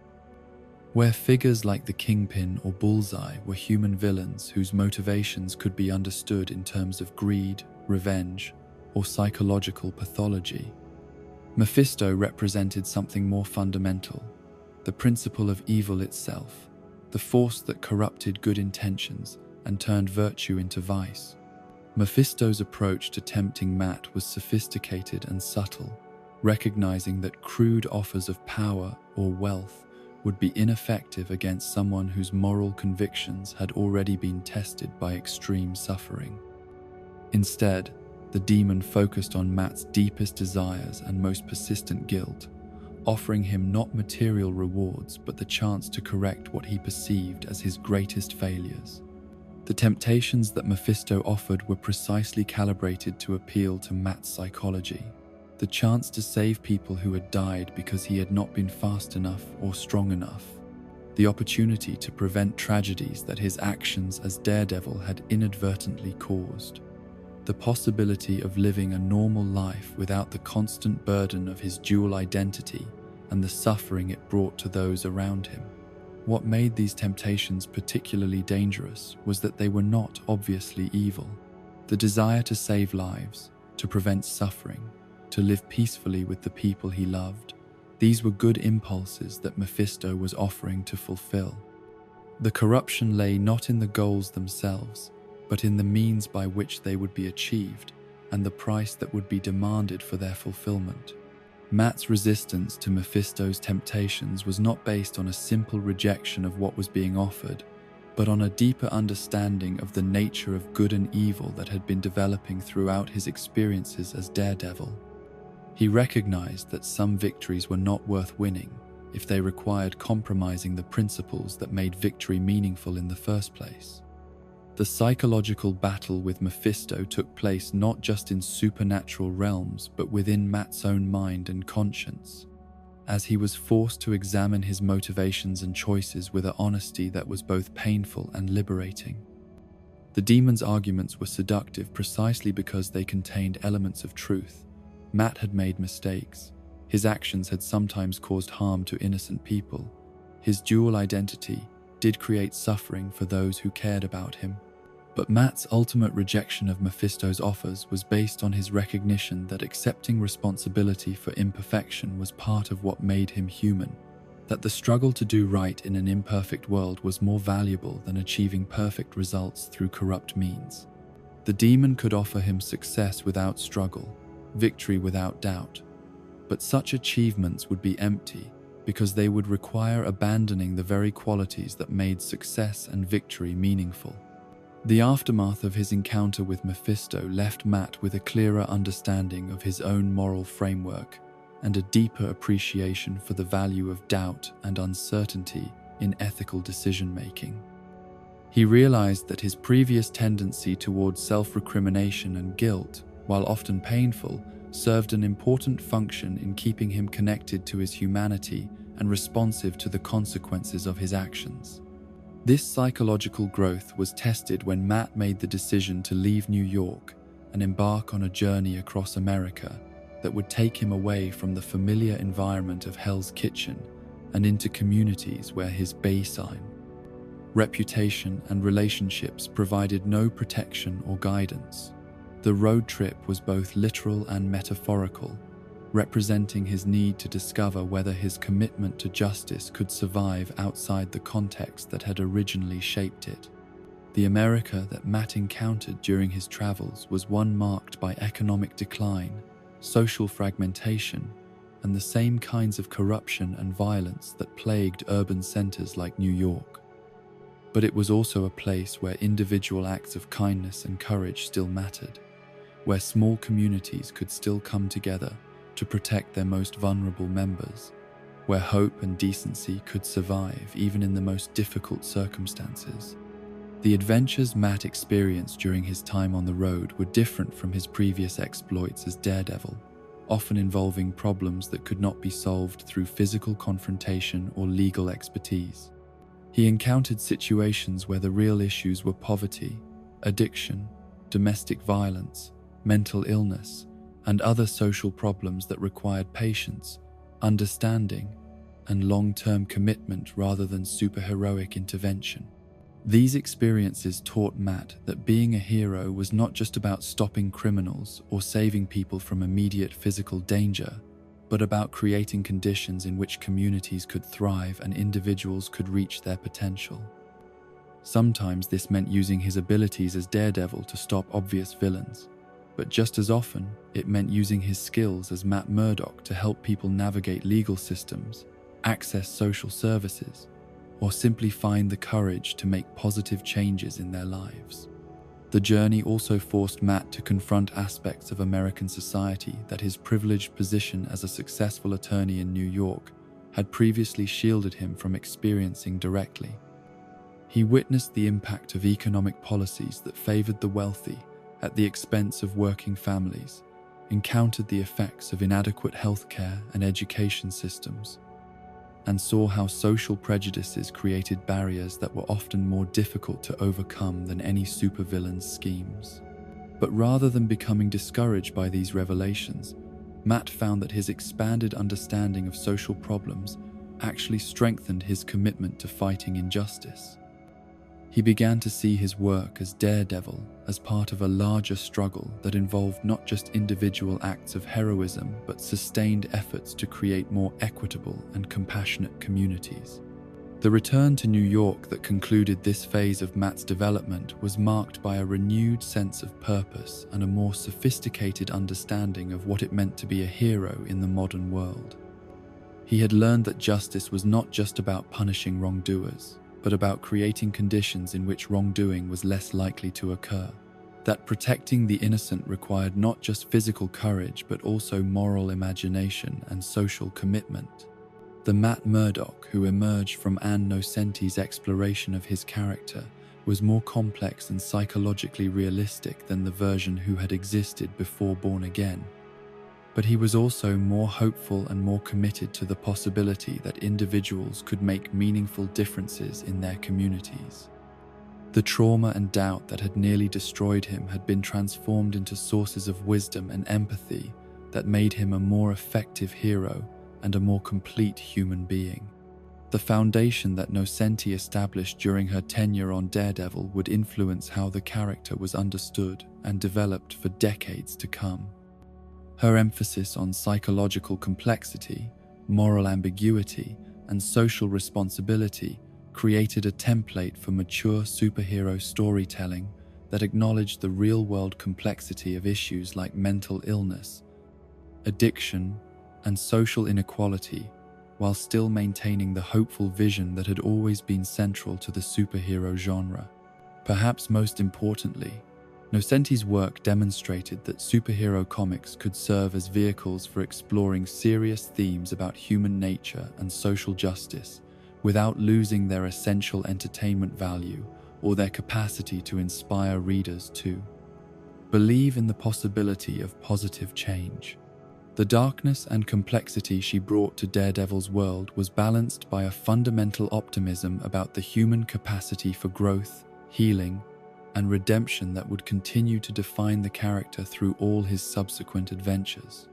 The turn of the 21st century brought with it a sense that the comic book industry was ready for a new kind of maturity, one that could honor the medium's colorful past while addressing the psychological and social complexities that contemporary readers demanded from their entertainment. Into this environment came Kevin Smith, a filmmaker whose success with independent cinema had given him both the credibility and the creative freedom to approach superhero storytelling from perspectives that had rarely been explored in mainstream comics. Smith's Guardian Devil storyline began with a premise that seemed almost satirical in its religious overtones. A mysterious woman appeared at Matt Murdock's office claiming that she had given birth to a child through immaculate conception and that God had told her specifically to bring the baby to Daredevil for protection. The absurdity of the situation was compounded by the immediate appearance of an elderly man who claimed that the same infant was actually the Antichrist and should be destroyed before it could bring about the end of the world. For most superheroes, such a scenario would have been simply another bizarre adventure to be resolved through the application of superhuman abilities and moral certainty. But for Matt Murdock, a devout Catholic whose faith had been both his greatest source of strength and his most persistent source of doubt, the theological implications of the situation created a crisis that went far beyond the practical question of protecting an innocent child. The baby itself seemed ordinary in every way that Matt's enhanced senses could detect. No supernatural aura, no demonic presence, no divine radiance that might have provided clear guidance about its true nature. It was simply an infant who needed care and protection, regardless of whatever cosmic significance others might attribute to its existence. But the very ordinariness of the child made the situation more rather than less disturbing. As Matt realized that he might be called upon to make decisions about the fate of the world based on nothing more than faith and intuition. The theological questions raised by Guardian Devil were not abstract philosophical concerns but urgent practical dilemmas that demanded immediate action. If the child was indeed the Messiah returned to Earth, then protecting it was not just morally right but cosmically necessary. If it was the Antichrist, then allowing it to live might doom all of humanity to eternal suffering. If it was simply an ordinary baby being used as a pawn in someone else's scheme, then the real evil lay not in the child but in those who would exploit religious belief for their own purposes. Matt's Catholic faith, which had sustained him through so many previous crises, became a source of paralysis rather than guidance as he struggled to determine what God might actually want him to do in such an impossible situation.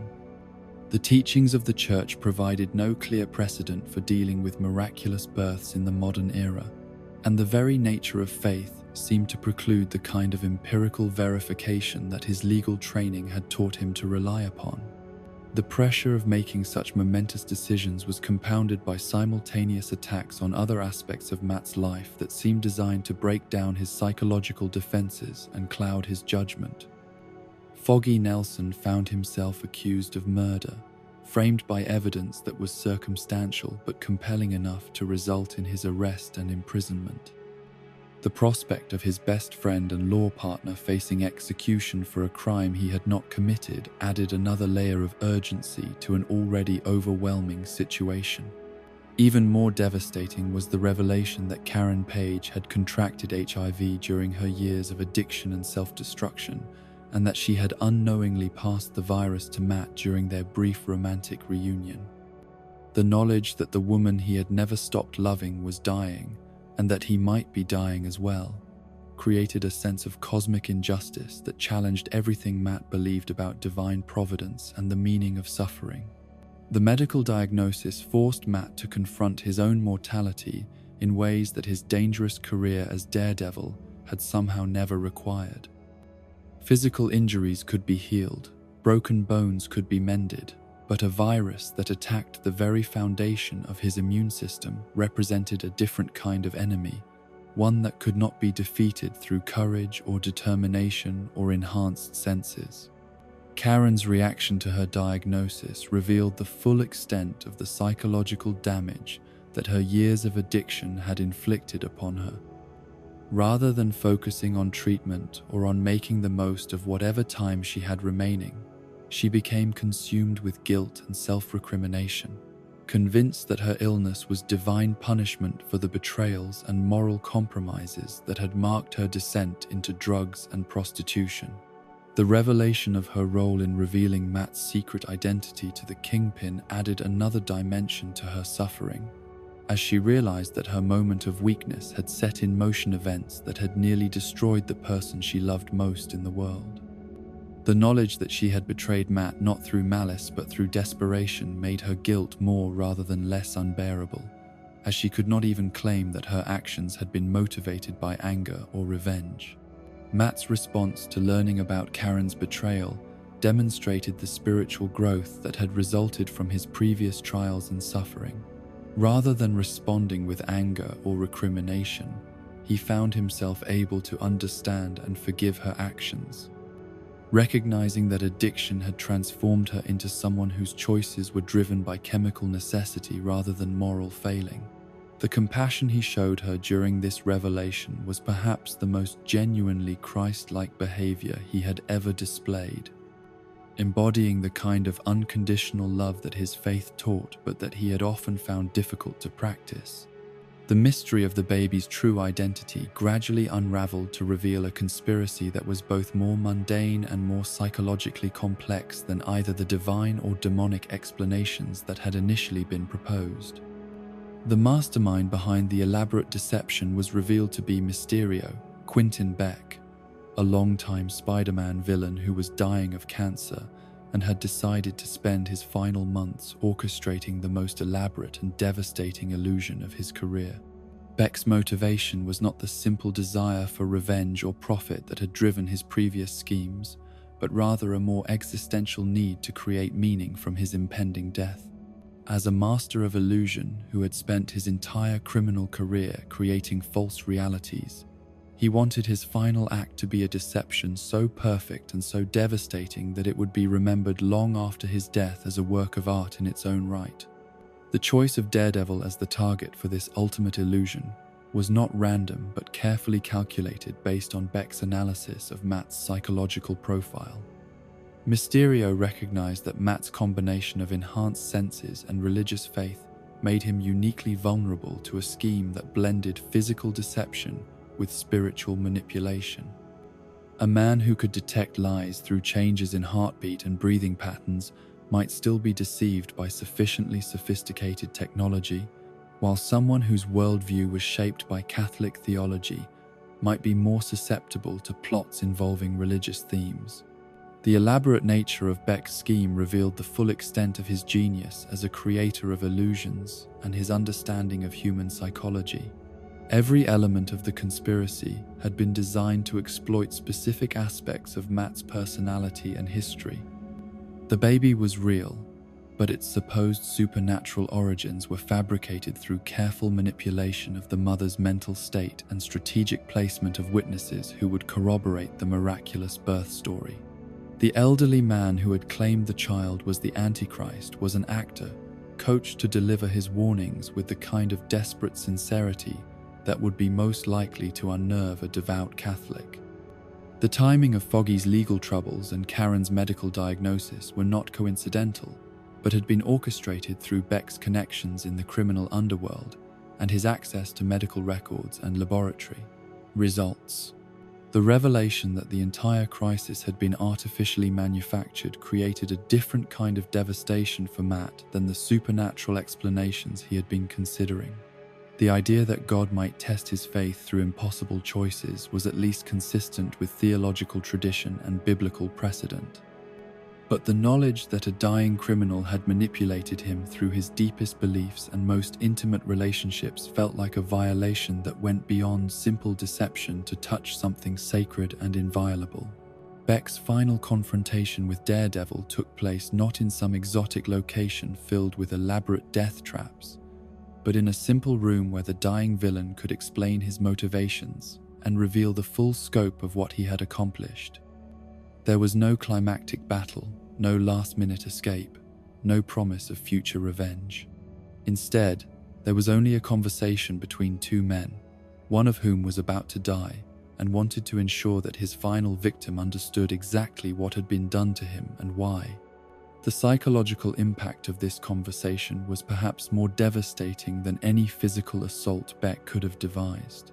Matt was forced to confront the knowledge that his faith, his compassion, and his love for others had been turned into weapons used against him. The very qualities that made him a hero had also made him vulnerable to manipulation by someone who understood how to exploit goodness for evil purposes. Beck's suicide at the end of their conversation was not a dramatic gesture of defiance, but a simple acknowledgement that his work was complete and his life no longer had any meaning for him. He had achieved what he set out to accomplish, the creation of an illusion so perfect that its target would never again be able to trust completely in the reality of his perceptions or the reliability of his judgment. The resolution of the Guardian Devil crisis should have provided Matt with relief and a sense of closure, but instead it left him with new questions about the nature of reality, faith, and moral responsibility. The baby he had protected was returned to its mother, Foggy was cleared of the murder charges, and the various threats that had seemed so overwhelming were revealed to be nothing more than elaborate constructions. But the psychological damage inflicted by Beck's scheme could not be so easily undone. The death of Karen Page, which occurred shortly after the resolution of the main plot, was both the culmination of Beck's scheme and a tragedy that transcended the artificial crisis he had created. Bullseye's murder of Karen was not part of the illusion, but a genuine act of evil that grew out of the chaos and confusion that the elaborate deception had generated. The sight of Karen dying in his arms, killed by Bullseye using one of his own billy clubs as a weapon, created within Matt a grief that was both personal and cosmic in scope. The woman he had loved, who had struggled so hard to overcome the demons of addiction and guilt, had been killed just as she was beginning to find peace and redemption. The injustice of her death, coming so soon after she had found the strength to confront her past and seek forgiveness, challenged every belief Matt held about divine providence and moral order.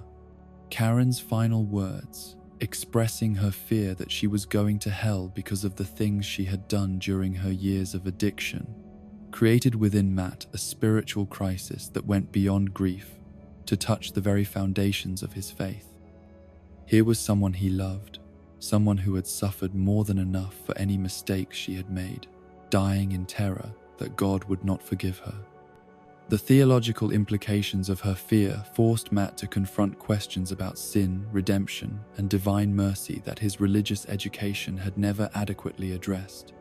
The period following Karen's death was marked by Matt's contemplation of suicide, not as an escape from grief, but as a form of spiritual despair that made continued existence seem meaningless.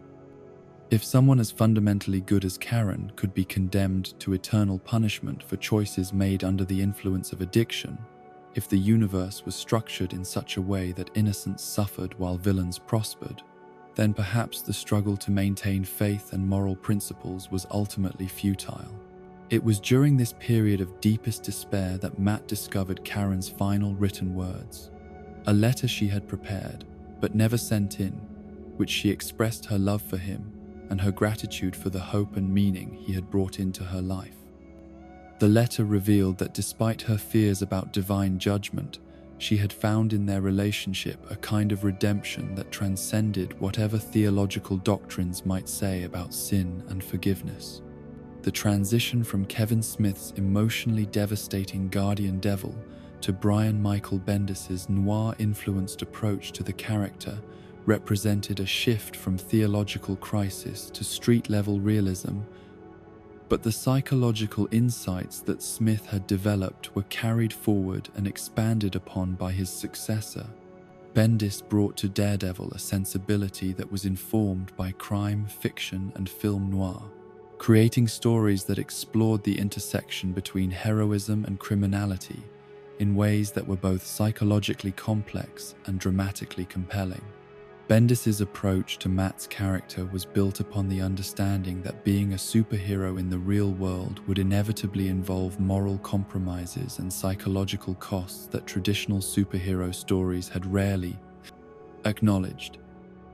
His Daredevil was someone who had been changed by his experiences with grief, betrayal, and spiritual crisis, someone whose heroic ideals were tempered by a more realistic understanding of human nature and social institutions.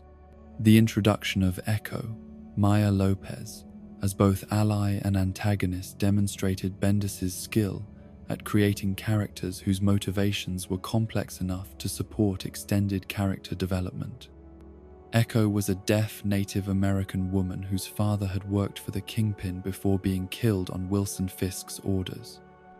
Fisk had then taken responsibility for raising Maya, lying to her about the circumstances of her father's death and training her to believe that Daredevil was responsible for the tragedy. The relationship between Echo and Daredevil was complicated by her unique abilities, which allowed her to perfectly mimic any physical skill or fighting technique she observed. This made her potentially one of the most formidable opponents Matt had ever faced, but it also meant that her hostility toward him was based on deception rather than genuine moral disagreement. The revelation of the truth about her father's death created within Echo the same kind of moral crisis that Matt himself had experienced when he learned about his own father's murder. But where Matt had channeled his anger into a commitment to justice, Echo was forced to confront the knowledge that she had been manipulated into serving the very person who had destroyed her family. Her decision to turn against the Kingpin and ultimately shoot him in the face was both an act of personal revenge and a symbolic rejection of the lies that had shaped her understanding of right and wrong. But the shooting also marked the beginning of a new phase in the ongoing conflict between Daredevil and Wilson Fisk, as the Kingpin's partial blindness created new vulnerabilities that would be exploited by other criminal organizations seeking to challenge his dominance. The period following the Kingpin's shooting was marked by a power vacuum in New York's criminal underworld that created opportunities for smaller operators who had previously been suppressed by Fisk's monopolistic control. This fragmentation of criminal authority made Matt's job as Daredevil both easier and more complicated, as he no longer faced a single overwhelming enemy, but rather a constantly shifting array of smaller threats that were harder to predict and counter. The public revelation of Matt's secret identity, which occurred through a combination of investigative journalism and criminal testimony, represented the kind of catastrophic breach of privacy that every superhero feared but few had actually experienced. Unlike the carefully orchestrated campaign that Wilson Fisk had previously waged against Matt's civilian identity, this exposure was sudden, complete, and irreversible. The immediate consequences of having his secret identity revealed in newspaper headlines were both practical and psychological. Matt could no longer practice law effectively, as opposing counsel could argue that his enhanced senses gave him an unfair advantage in reading juries and witnesses. His personal relationships became sources of danger for everyone he cared about, as enemies could now target his friends and family to get to him. But perhaps most difficult was the loss of the psychological compartmentalization that had allowed him to maintain some sense of normalcy despite his dangerous double life. The distinction between Matt Murdock and Daredevil had never been absolute, but it had provided him with a framework for understanding himself and his responsibilities. Without that distinction, he was forced to integrate all aspects of his identity in ways that were both liberating and overwhelming. The trial that followed the revelation of his identity became a media spectacle that transformed questions of justice and legal procedure into entertainment for public consumption.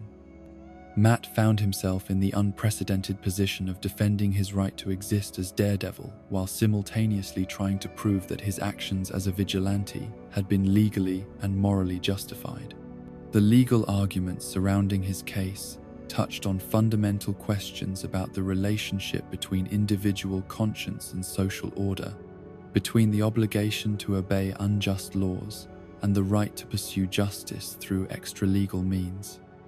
Matt's position was that his activities as Daredevil had been necessary because the legal system was inadequate to address certain forms of criminal activity, particularly those involving corruption of law enforcement and judicial institutions.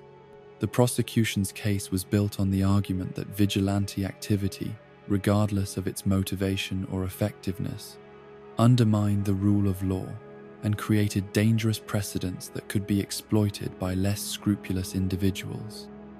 They argued that allowing Matt to escape punishment for his illegal activities would essentially license anyone to take justice into their own hands, creating chaos and mob rule. The imprisonment of Matt Murdock created a situation that was unprecedented in superhero comics. A costumed hero who had been legally convicted and sentenced for his vigilante activities, forced to serve time alongside the very criminals he had helped to capture and convict. The irony of the situation was not lost on either Matt or his fellow inmates, many of whom had personal grudges against Daredevil that they were now in a position to settle. The psychological pressure of being imprisoned with his former enemies tested Matt's resilience and moral principles in ways that no previous challenge had managed. He was forced to navigate a social environment where his previous identity as a protector of the innocent made him a target for violence and intimidation, while his legal training and enhanced senses made him valuable to inmates who needed help with appeals and other legal matters. The experience of imprisonment also provided Matt with a different perspective on the criminal justice system and the social conditions that created crime. Living alongside people who had committed various offenses, he was able to understand more clearly the complex factors that led individuals to make choices that brought them into conflict with the law. Many of his fellow inmates were not the irredeemably evil villains that his previous encounters had led him to expect, but rather ordinary people whose lives had been shaped by poverty, addiction, mental illness, and other social problems that were not adequately addressed by existing institutions. This recognition did not excuse their crimes or eliminate his commitment to protecting their victims, but it did complicate his understanding of justice and moral responsibility. The emergence of a new Daredevil who operated in Hell's Kitchen while Matt was imprisoned created both hope and anxiety for the incarcerated hero. On one hand, he was relieved to know that his neighborhood was still being protected by someone who seemed committed to the same principles that had motivated his own career. On the other hand, he worried about the identity and motivations of his replacement, knowing that the Daredevil costume and reputation could be powerful tools in the wrong hands. The mystery of the new Daredevil's identity was eventually revealed to be Iron Fist, Daniel Rand, who had taken on the role as a favor to Matt and as a way of ensuring that his imprisonment did not leave Hell's Kitchen vulnerable to criminal exploitation. The choice of Danny Rand as his replacement was both logical and symbolic, as Iron Fist possessed similar martial arts skills and a comparable commitment to justice, while also representing the kind of wealthy, privileged background that Matt himself had never experienced. The period of Matt's imprisonment concluded with the revelation that Foggy Nelson had not actually died in the bomb blast that had apparently killed him, but had instead been placed in witness protection as part of an elaborate scheme orchestrated by Vanessa Fisk to manipulate both Matt and her husband Wilson. The knowledge that his best friend was alive provided Matt with hope and motivation to continue fighting, but it also raised questions about how many other apparent tragedies in his life had been artificially manufactured by his enemies. The resolution of the imprisonment storyline saw Matt's legal vindication and release from prison, but not his return to anything resembling a normal life. The experiences he had undergone, the revelation of his identity, the trial, the imprisonment, had changed him in ways that could not be reversed through legal procedures or public exoneration. The Matt Murdock who emerged from this ordeal was someone who had been forced to confront the limitations of both legal and extra-legal approaches to justice, who had experienced firsthand the costs and benefits of public accountability for his actions, and who had developed a more nuanced understanding of the relationship between individual conscience and social responsibility. Bendis's exploration of these themes established new foundations for understanding Matt's character and motivations that would influence subsequent creators for years to come. The idea that being a superhero involved real costs and moral complexities, that public service required personal sacrifice, and that justice was more complicated than simply punishing the guilty and protecting the innocent, became central to how Daredevil stories were conceived and executed. The legacy of this period in Matt's development was not just the specific plot developments that occurred, but the demonstration that superhero comics could serve as vehicles for exploring serious questions about law, ethics, and social justice without losing their essential entertainment value or their capacity to inspire readers to believe in the possibility of positive change. The release from prison marked not the end of Matt Murdock's ordeal, but the beginning of a new and even more complex phase of his life, one in which the boundaries between victim and perpetrator, between hunter and hunted, had become so blurred that he could no longer trust his own perceptions of reality. Ed Brubaker's approach to continuing the Daredevil saga was built on the understanding that trauma was not something that could be resolved through a single dramatic confrontation or legal victory, but rather a psychological condition that required ongoing attention and management. The Matt Murdock who walked out of Rikers Island was fundamentally changed by his experience of incarceration among the very criminals he had helped to capture and convict. The constant threat of violence, the need to remain vigilant against enemies who knew his identity and capabilities, and the grinding psychological pressure of living in an environment where his every move was observed and judged, had created within him a hyper-awareness that bordered on paranoia. The reunion with Foggy Nelson, whose survival had been kept secret as part of the elaborate manipulation orchestrated by Vanessa Fisk, should have provided Matt with the emotional anchor he needed to readjust to life outside prison. Instead, it revealed the extent to which his capacity for trust had been damaged by months of deception and betrayal. Even learning that his best friend was alive felt less like a blessing than like another layer of manipulation, another way in which his enemies had used his emotions as weapons against him. Foggy's own experience during his time in witness protection had given him insights into Matt's psychological state that would prove crucial to their renewed partnership.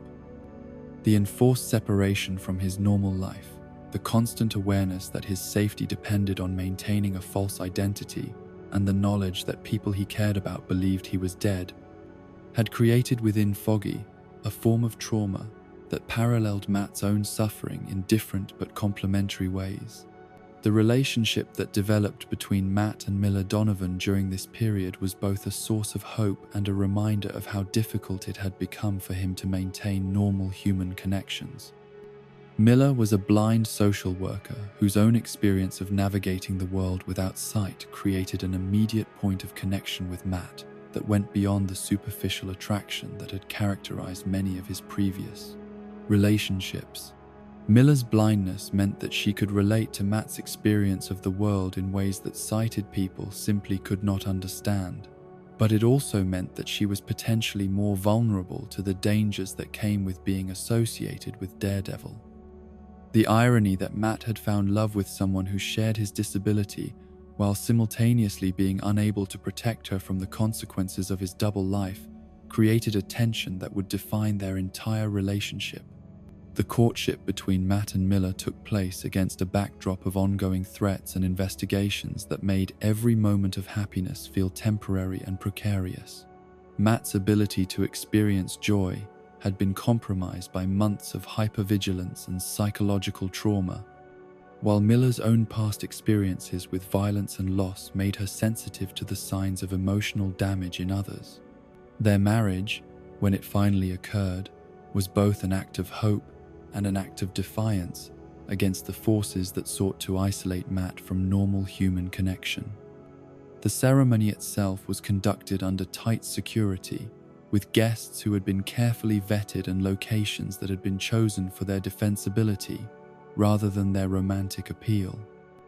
Even their wedding day was marked by the awareness that their enemies would view their happiness as an opportunity for attack.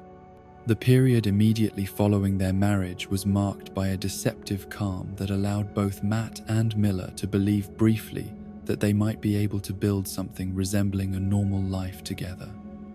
Matt's legal troubles had been resolved, his identity as Daredevil was no longer secret, and his relationship with Foggy had been restored.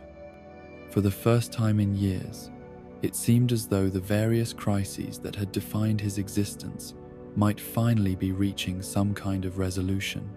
But this period of relative peace was shattered by the apparent assassination of Foggy Nelson outside a federal courthouse, where he had been meeting with prosecutors about ongoing cases related to organized crime in Hell's Kitchen.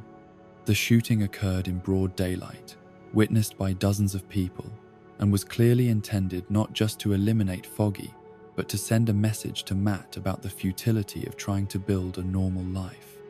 Matt's discovery that his best friend had been murdered created within him a grief that was compounded by rage and guilt in equal measure.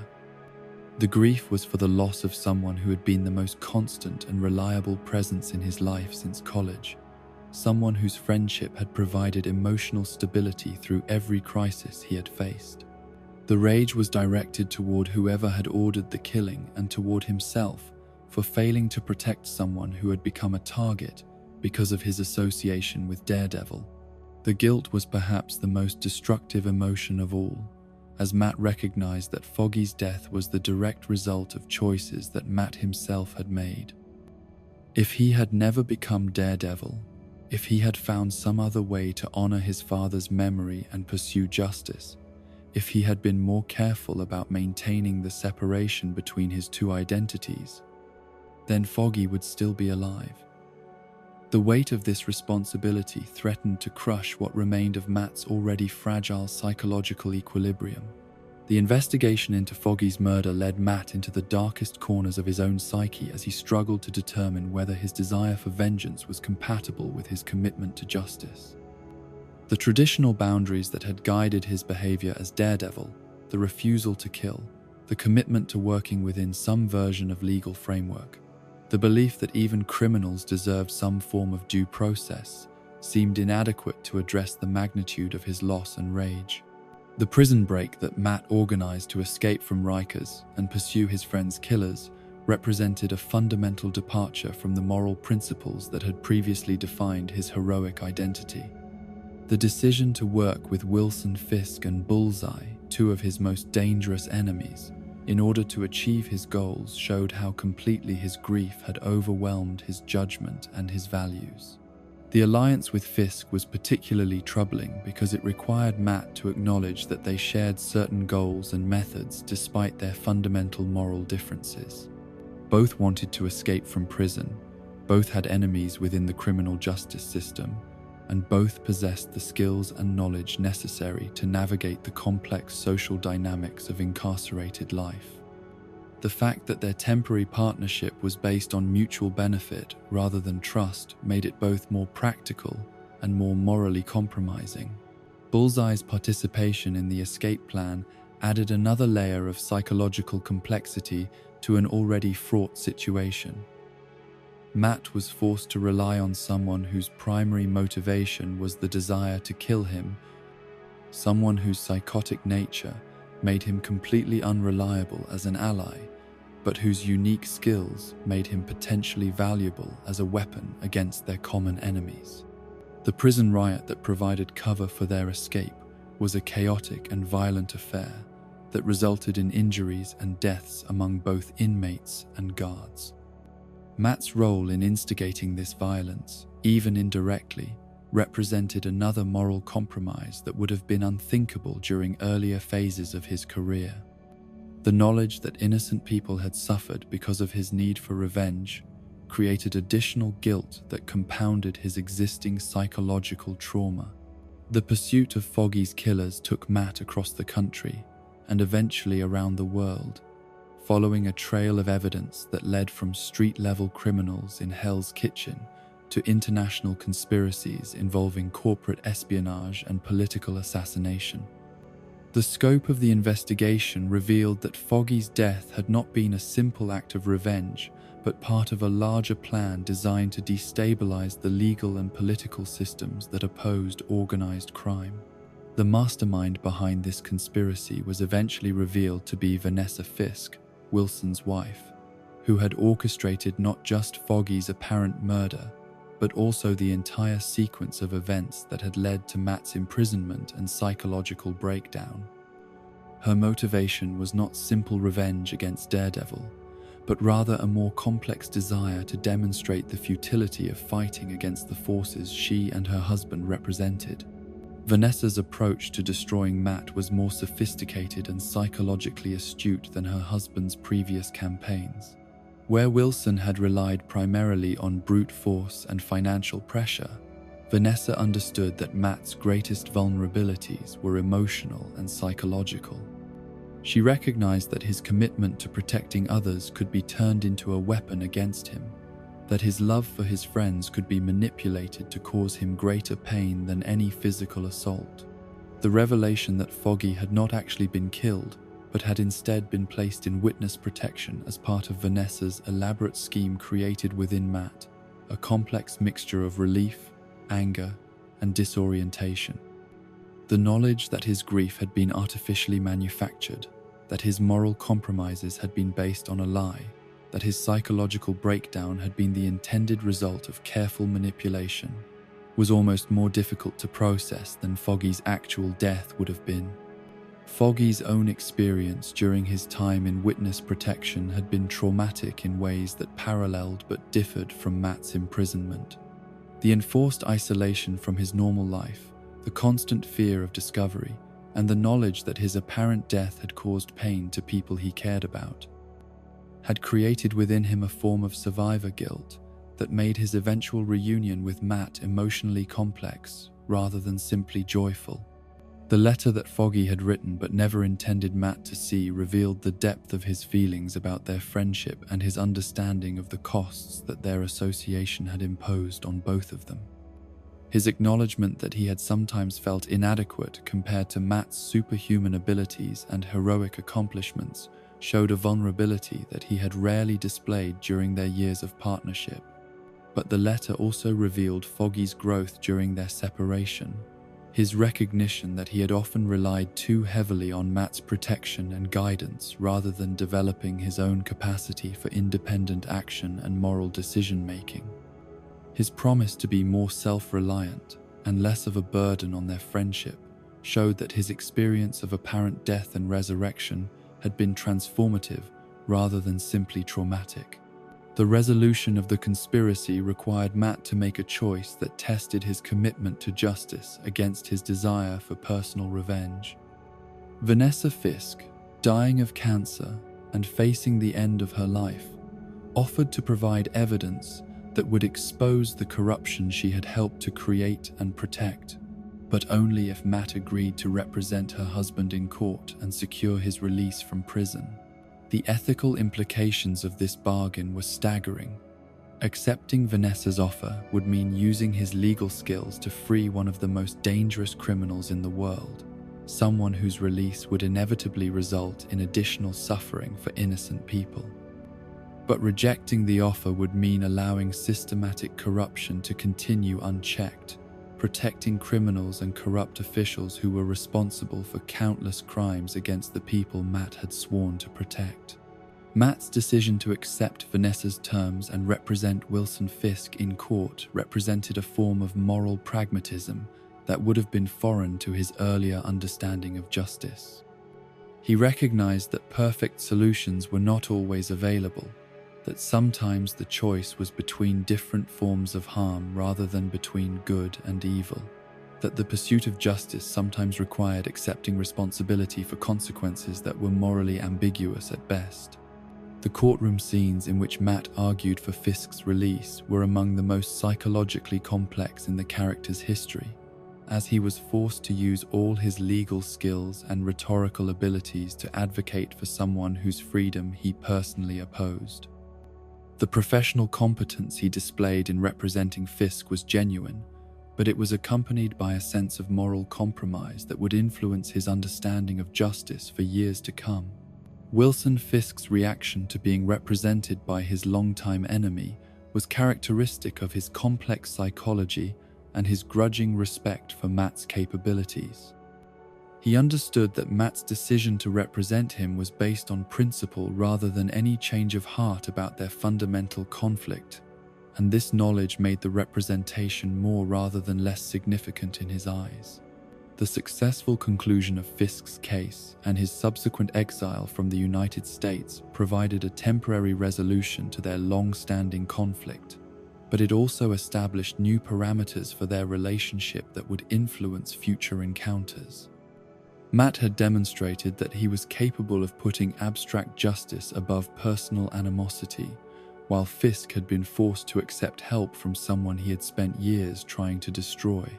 Miller's gradual deterioration during this period added another layer of tragedy to Matt's already complicated emotional landscape. The stress of being married to someone whose life was constantly under threat, combined with her own past trauma and psychological vulnerabilities, began to manifest in ways that made their relationship increasingly difficult to maintain. The introduction of Mr. Fear as an antagonist specifically designed to exploit psychological vulnerabilities rather than physical weaknesses represented a new kind of threat that Matt was not equipped to handle through traditional superhero methods. Lawrence Cranston's fear toxin was designed not just to incapacitate its victims but to create lasting psychological damage that would persist long after the chemical effects had worn off. Miller's exposure to the fear toxin during one of Mr. Fear's attacks had consequences that went far beyond the immediate effects of the drug.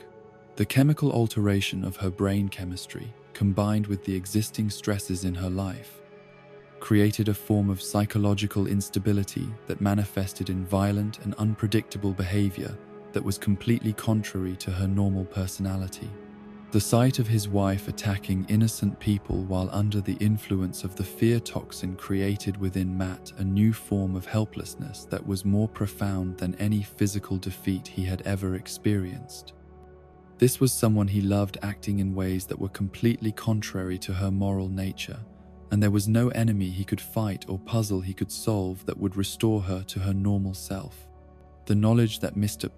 Fear had created the toxin specifically to hurt Matt, that Miller's condition was the result of someone else's desire for revenge, added guilt and rage to the grief he felt over her deterioration. Once again, someone he cared about was suffering because of their association with Daredevil, and once again he was forced to confront the possibility that his heroic activities caused more harm than good to the people closest to him. The decision to commit Miller to psychiatric care was one of the most painful choices Matt had ever been forced to make, representing not just the loss of their marriage but also the acknowledgement that love was not always enough to overcome the obstacles that circumstances could create. The knowledge that she might never recover, that the woman he had married might be permanently lost to the psychological damage she had suffered, created a sense of finality that was more devastating than death would have been. The period following Miller's hospitalization was marked by Matt's growing isolation and his increasing tendency to use his activities as Daredevil as a way of avoiding the emotional work necessary to process his losses and trauma. The physical demands and immediate dangers of superhero work provided a distraction from psychological pain that was becoming too overwhelming to confront directly. But this avoidance strategy also created new problems, as Matt's judgment became increasingly impaired by his unresolved grief and his inability to form healthy relationships with other people. His interactions with allies and enemies alike became more erratic and unpredictable, while his decision-making process was increasingly influenced by emotional factors rather than rational analysis. Ed Brubaker's exploration of these psychological themes established new depths for Matt's character that would influence how he was understood and developed by subsequent creators. The idea that heroism extracted real costs from those who practiced it, that traumatic experiences could not be simply overcome through willpower and determination, that love and loyalty could be turned into weapons by sufficiently ruthless enemies, became central to how Daredevil stories were conceived and executed going forward. The foundation that Brubaker laid during his tenure demonstrated that superhero comics could serve as vehicles for exploring serious questions about trauma, relationships, and moral responsibility without losing their essential entertainment value or their capacity to inspire readers to believe in the possibility of resilience and redemption despite overwhelming odds. The descent into darkness that would come to define the Shadowland era began not with a single dramatic decision but with a series of small compromises that seemed reasonable at the time, each one making the next slightly easier to justify. Matt Murdock had spent years learning that the traditional boundaries between good and evil were more complex than his youthful idealism had suggested, that sometimes protecting the innocent required working with criminals, that justice was not always achievable through legal means alone. These hard-won lessons in moral pragmatism had made him a more effective hero in many ways, but they had also created vulnerabilities that his enemies would eventually learn to exploit. The Hand's renewed interest in recruiting Matt as their leader was not a random opportunity, but the culmination of years of careful observation and manipulation. The ancient ninja death cult had been studying his psychological profile, tracking his relationships, and noting the gradual evolution of his moral flexibility. They recognized that his recent experiences with betrayal, loss, and moral compromise had created within him a readiness to consider solutions that he would have rejected without hesitation in earlier phases of his career. Lady Bullseye's role in orchestrating the Hand's recruitment campaign demonstrated a sophisticated understanding of Matt's psychology that went far beyond simple physical intimidation or direct confrontation. She recognized that Matt's greatest strength, his commitment to protecting others, could be transformed into his greatest weakness if properly exploited. Rather than attacking him directly, she began a systematic campaign to destroy everyone and everything he cared about, creating a situation where joining the Hand would appear to be the only way to protect what remained of his life. The death of Dakota North, one of the few people Matt trusted completely, marked the beginning of a campaign of terror that was designed not just to cause him pain but to isolate him from the support systems that might have provided alternatives to the Hand's offer. Dakota's murder was particularly devastating because it eliminated someone whose investigative skills and emotional stability had served as a crucial counterbalance to Matt's increasingly erratic behavior. The systematic elimination of Matt's allies and friends created a psychological siege that was more effective than any physical imprisonment. Each death reduced his options and increased his desperation, while also providing the Hand with additional leverage to use in their recruitment efforts. The message was clear. Everyone he cared about would die unless he accepted their offer of protection through leadership. Ben Urich's disappearance added another layer of urgency to an already desperate situation. Ben represented Matt's connection to the world of journalism and public accountability, someone whose commitment to truth and transparency had provided a moral anchor during some of Matt's darkest periods. The knowledge that even Ben was not safe from the Hand's reach eliminated one of the last remaining alternatives to accepting their terms. The psychological pressure created by this campaign was compounded by Matt's growing awareness that traditional law enforcement and legal remedies were inadequate to address the threat posed by the Hand. The ancient organization's methods of operation, their international scope, and their infiltration of legitimate institutions made them virtually immune to conventional forms of justice. Fighting them required adopting their own methods and working within their framework of violence and intimidation. The decision to accept leadership of the Hand was presented by Matt as a strategic choice designed to reform the organization from within, to redirect their capabilities toward legitimate goals of crime prevention and community protection. The logic was seductive in its simplicity.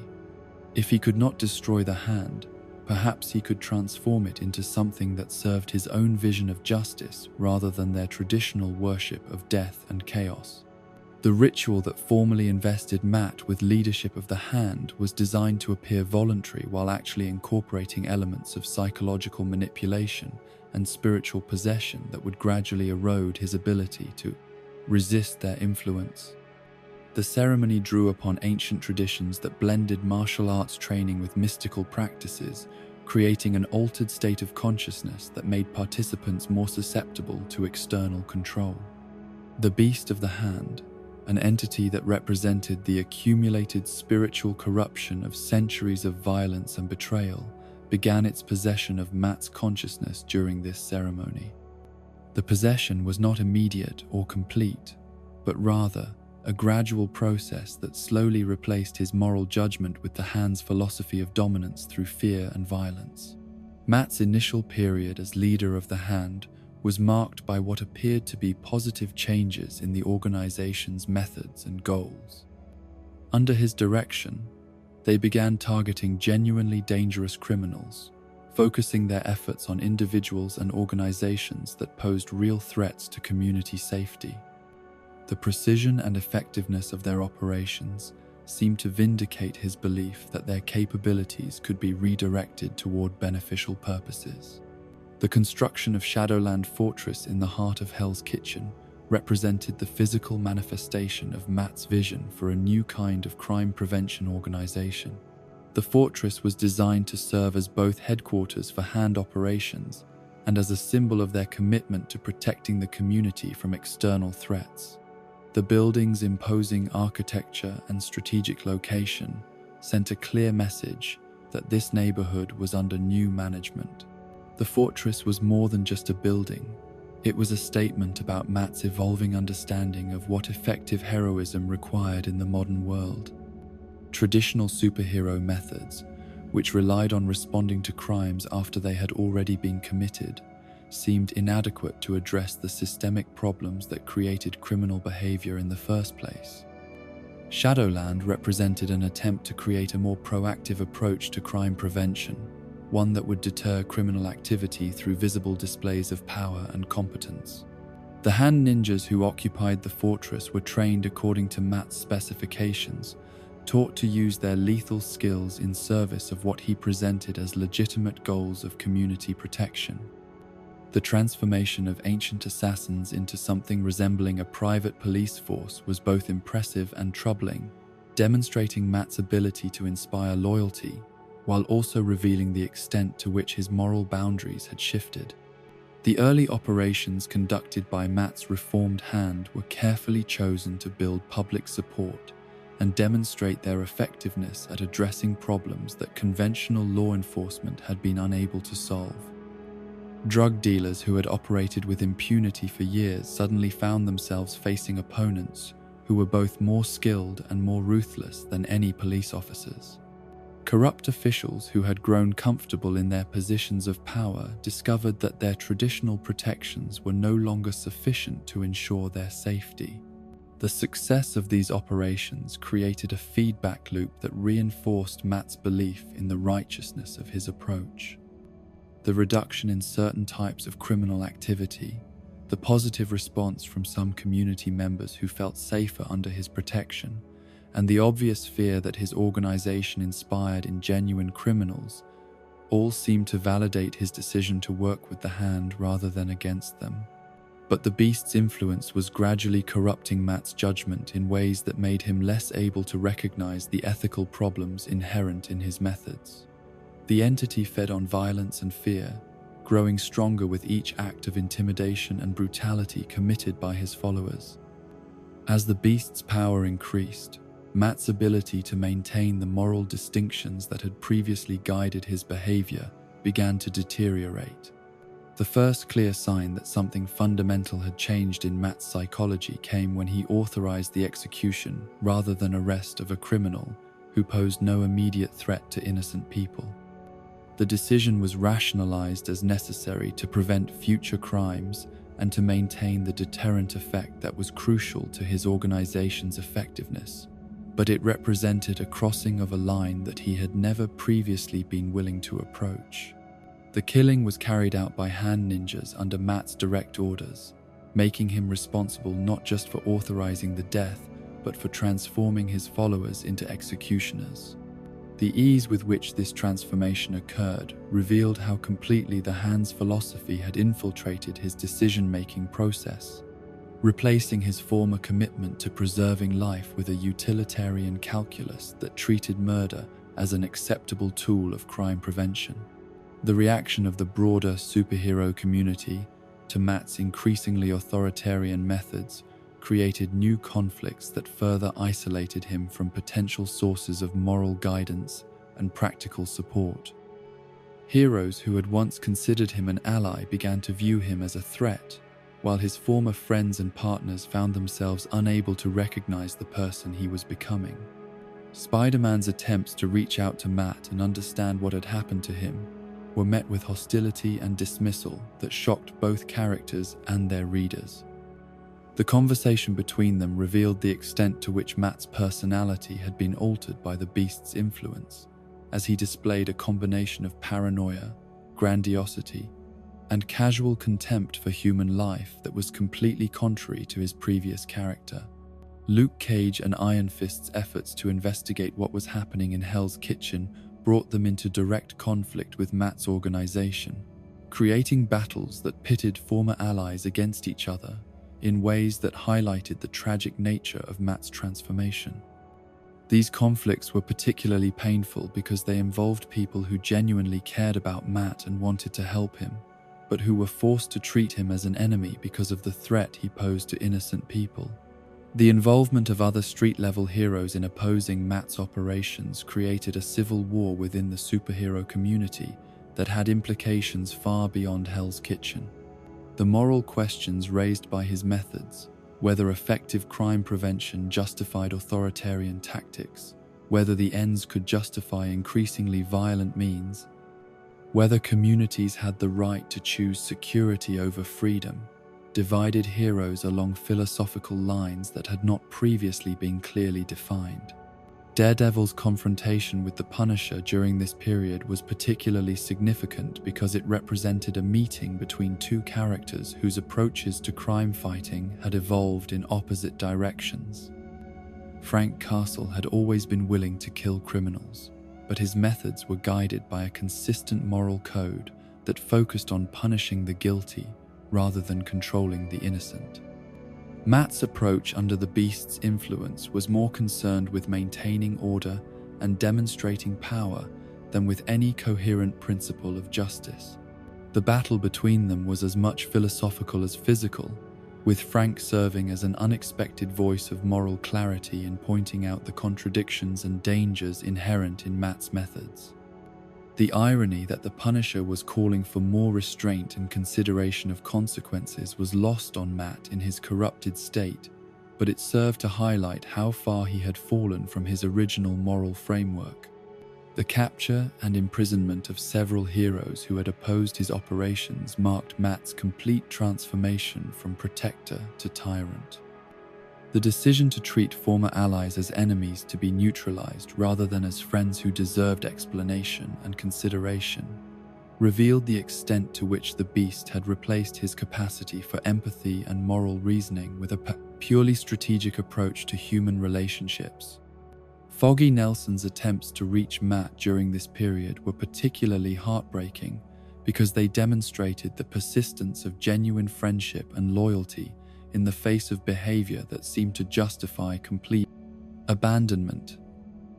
Foggy's refusal to give up on his best friend, even when that friend had become someone who threatened everything they had once worked together to protect, represented the kind of unconditional love that the Beast sought to destroy through corruption and manipulation. The final phase of Matt's possession by the Beast was marked by increasingly grandiose plans that extended far beyond crime prevention or community protection into the realm of social engineering and political control. His vision expanded from reforming Hell's Kitchen to transforming New York City and eventually the entire world according to his understanding of what human society required to function properly. The megalomaniacal nature of these plans revealed the true extent of the Beast's influence over Matt's thinking. The entity had not simply corrupted his methods while leaving his goals intact, it had replaced his fundamental motivation of serving others with a desire to control and dominate them. The transformation was so complete that Matt seemed genuinely unable to understand why his former friends and allies viewed his actions as threatening rather than beneficial. The intervention that ultimately saved Matt from complete corruption came from the two people who knew him best and loved him most unconditionally, Foggy Nelson and Elektra Natchios. Their willingness to risk their lives to reach the person they remembered beneath the Beast's influence provided the emotional shock necessary to break through the entity's psychological control. Elektra's role in the exorcism was particularly significant because her own history with the Hand and her understanding of the forces that had corrupted Matt gave her unique insights into how to combat them. Her presence served as a reminder of who Matt had been before his fall, while her sacrifice demonstrated the kind of selfless love that the Beast was incapable of understanding or controlling. The exorcism itself was both a physical and spiritual battle that required Matt to choose between the power and certainty that the Beast offered and the uncertainty and moral complexity that came with genuine free will. The process was agonizing because it forced him to confront the full extent of what he had done while under the entity's influence, to accept responsibility for choices that felt both his own and completely foreign to his nature.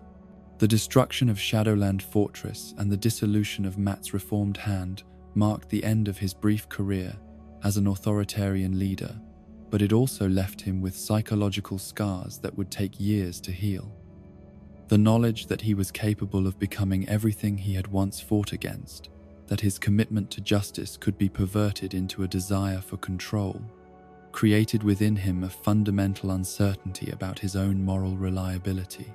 The aftermath of Shadowland saw Matt's voluntary exile from New York and his activities as Daredevil, driven by his recognition that he needed time and distance to understand what had happened to him and to develop safeguards against future corruption. This exile represented both an act of penance and a practical acknowledgement that his presence in Hell's Kitchen might do more harm than good until he could be certain that he was fully himself again. The Daredevil Reborn storyline that followed showed Matt attempting to rebuild his sense of purpose and moral clarity in a small town where his reputation and history provided no protection or guidance. The experience of starting over in an environment where he was unknown forced him to rediscover what it meant to be a hero without the support systems and relationships that had previously defined his identity. The small-town setting allowed for a more intimate exploration of heroism that focused on individual acts of kindness and protection rather than large-scale crime fighting or systematic social reform. Matt's efforts to help a young boy who had lost his father and his sight in a single tragic incident provided him with an opportunity to remember why he had originally chosen to become Daredevil. The parallels between his own origin story and that of the boy he was trying to help created opportunities for Matt to process his own trauma and guilt in ways that might not have been possible in more familiar environments. The act of serving as mentor and protector to someone who was facing challenges similar to his own helped to restore his confidence in his ability to use his powers and experience for genuinely beneficial purposes. The resolution of the small-town corruption that had caused the boy's tragedy provided Matt with a chance to practice heroism in its purest form, motivated entirely by compassion and justice rather than by ego, revenge, or political considerations. The success of this mission, achieved through methods that were both effective and morally uncompromising, helped to restore his faith in his own judgment and moral reliability. The return to New York that concluded the Shadowland era saw Matt's restoration to his role as Daredevil, but with a deeper understanding of his own vulnerabilities and a more sophisticated approach to the moral complexities inherent in vigilante justice.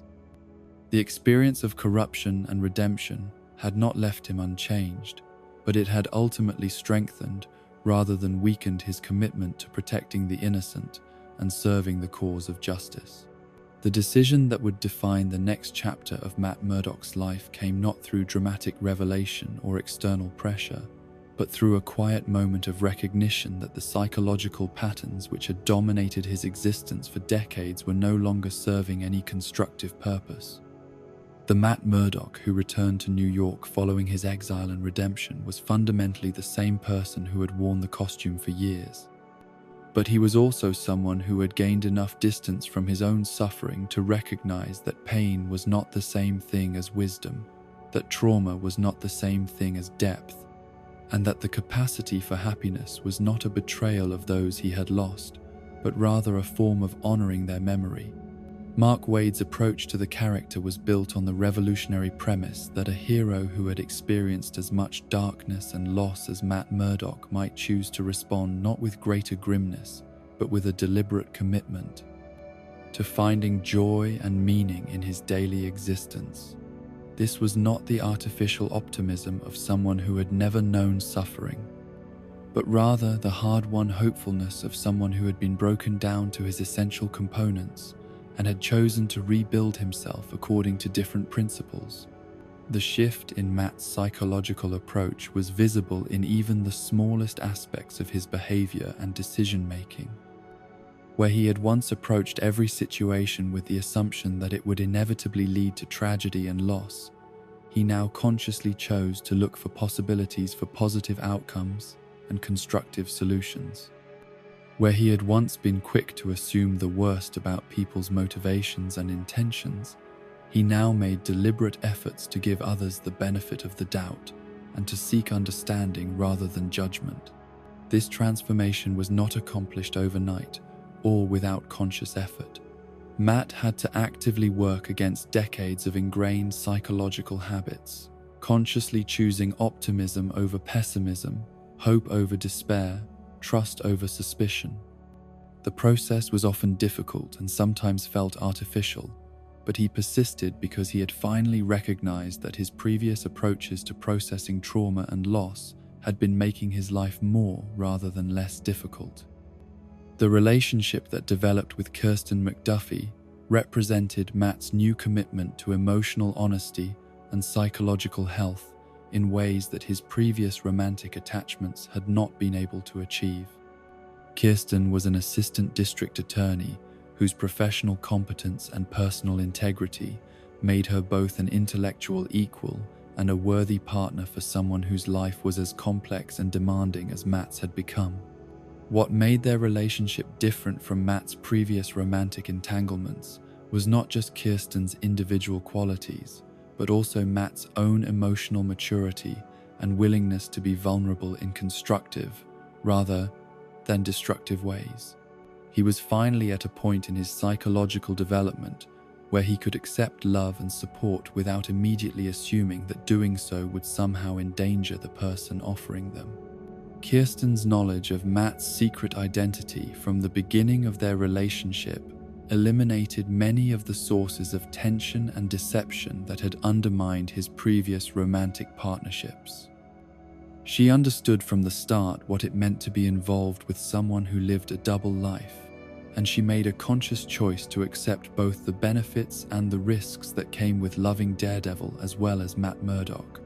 The intellectual dynamic between Matt and Kirsten was based on genuine mutual respect and shared professional interests that gave their relationship a foundation extending beyond physical attraction or emotional need.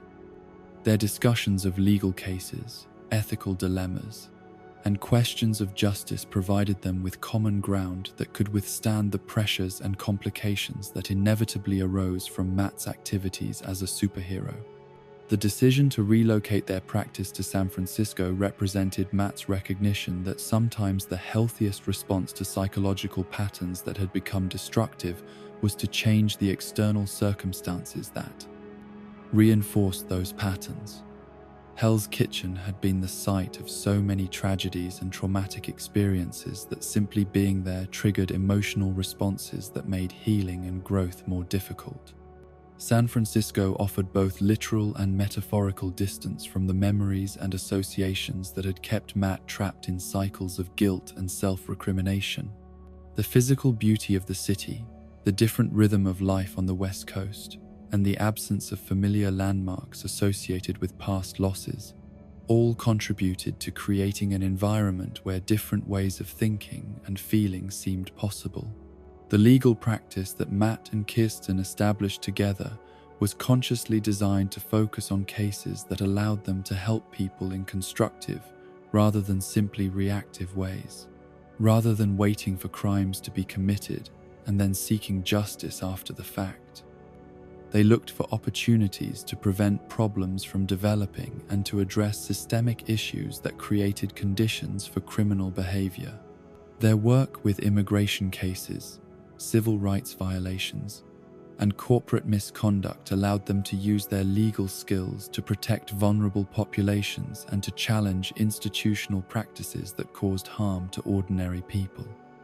This approach to practicing law felt more consistent with Matt's heroic ideals than the traditional criminal defense work that had often put him in the position of representing people whose guilt was not in question. The adventures that Matt experienced as Daredevil during his time in San Francisco had a different quality from his previous exploits, marked by a sense of discovery and wonder that had been absent from his work for years. The city's unique geography and culture presented new challenges that required creative solutions rather than simply the application of force or legal expertise. The Owl's attempts to establish a criminal empire in San Francisco provided Matt with opportunities to demonstrate that his commitment to justice had not been weakened by his decision to embrace happiness and optimism. The methods he used to counter these threats were more sophisticated and less reliant on violence than his previous approaches, reflecting his growing understanding that lasting solutions required addressing root causes rather than simply punishing symptoms. The encounters with new villains and unusual threats during this period allowed Wade to explore different aspects of Matt's capabilities and personality that had been overshadowed by the focus on darkness and trauma that had dominated previous storylines. Stories involving time travel, alternate dimensions, and bizarre scientific experiments provided context for adventure and humor that reminded readers why superhero comics had originally been created as sources of entertainment and inspiration. The revelation of Foggy's cancer diagnosis created the first major test of Matt's new psychological approach to dealing with crisis and loss. The news that his best friend was facing a potentially terminal illness threatened to trigger all the old patterns of guilt, self-blame, and desperate attempts to control outcomes that had characterized Matt's previous responses to the suffering of people he loved. But instead of falling back into familiar patterns of self-destructive behavior, Matt chose to focus on being present for Foggy in whatever ways would be most helpful and supportive. This meant accepting that there were aspects of the situation that were completely beyond his control, while also doing everything within his power to ensure that Foggy received the best possible care and emotional support. The process of supporting Foggy through his cancer treatment required Matt to develop new skills in providing comfort and companionship that went beyond his abilities as either a lawyer or a superhero. He had to learn to be present with someone else's fear and uncertainty without trying to fix or eliminate those feelings, to offer hope without making promises that he could not keep, and to maintain his own emotional equilibrium while witnessing the suffering of someone he loved. The friendship between Matt and Foggy during this period was deepened rather than strained by the crisis they were facing together. Foggy's illness stripped away many of the superficial aspects of their relationship and revealed the fundamental love and loyalty that had sustained their partnership through decades of shared adventures and separate challenges. Foggy's own response to his diagnosis demonstrated the same kind of courage and grace under pressure that had made him such a valuable friend and partner throughout their relationship. Rather than becoming bitter or self-pitying, he approached his treatment with the same optimism and determination that he had brought to their law practice and their friendship. The medical aspects of Foggy's treatment were handled with a realism and attention to detail that honored the experiences of real people facing similar challenges while still maintaining the hopeful tone that characterized this period of the series. The side effects of chemotherapy, the uncertainty of prognosis, and the emotional roller coaster of treatment and recovery were all portrayed with sensitivity and accuracy. Matt's enhanced senses, which had so often been sources of additional information and advantage, became during this period sources of additional anxiety and emotional pain, as he was forced to monitor Foggy's physical condition in ways that his friend could not. The ability to hear changes in heartbeat and breathing patterns, to detect chemical changes associated with illness and treatment, made it impossible for Matt to maintain the kind of hopeful denial that sometimes helps people cope with medical crises. But these same enhanced senses also allowed Matt to provide comfort and support in ways that others could not, detecting subtle changes in Foggy's condition that allowed for adjustments in treatment and care. The abilities that had sometimes felt like burdens became tools for expressing love and friendship in their most practical forms. The exploration of Matt's relationship with his mother, Maggie, during this period provided opportunities to address aspects of his psychological development that had been touched upon but never fully explored in previous storylines. The revelation of the true circumstances surrounding her departure from his life when he was a child added new dimensions to his understanding of family, mental health, and the complex factors that influence parenting decisions. Maggie's explanation of her postpartum depression and her decision to leave Matt in Jack's care rather than risk harming him created a new framework for understanding his own psychological patterns and coping mechanisms. The recognition that mental illness was not a moral failing but rather a medical condition that could affect anyone, including people who loved their families deeply, provided Matt with insights that influenced his approach to his own emotional health. The reunion with his mother was emotionally complex rather than simply joyful, marked by decades of separation and the different ways their lives had developed during their time apart. But it was also healing in ways that allowed both of them to find peace with choices that had been made during periods of crisis and limited options. The adventures that took Matt and his allies to Wakanda and other international locations during this period demonstrated his growing confidence in his ability to operate effectively outside the familiar environment of Hell's Place Prudfast Remelia. Kitchen.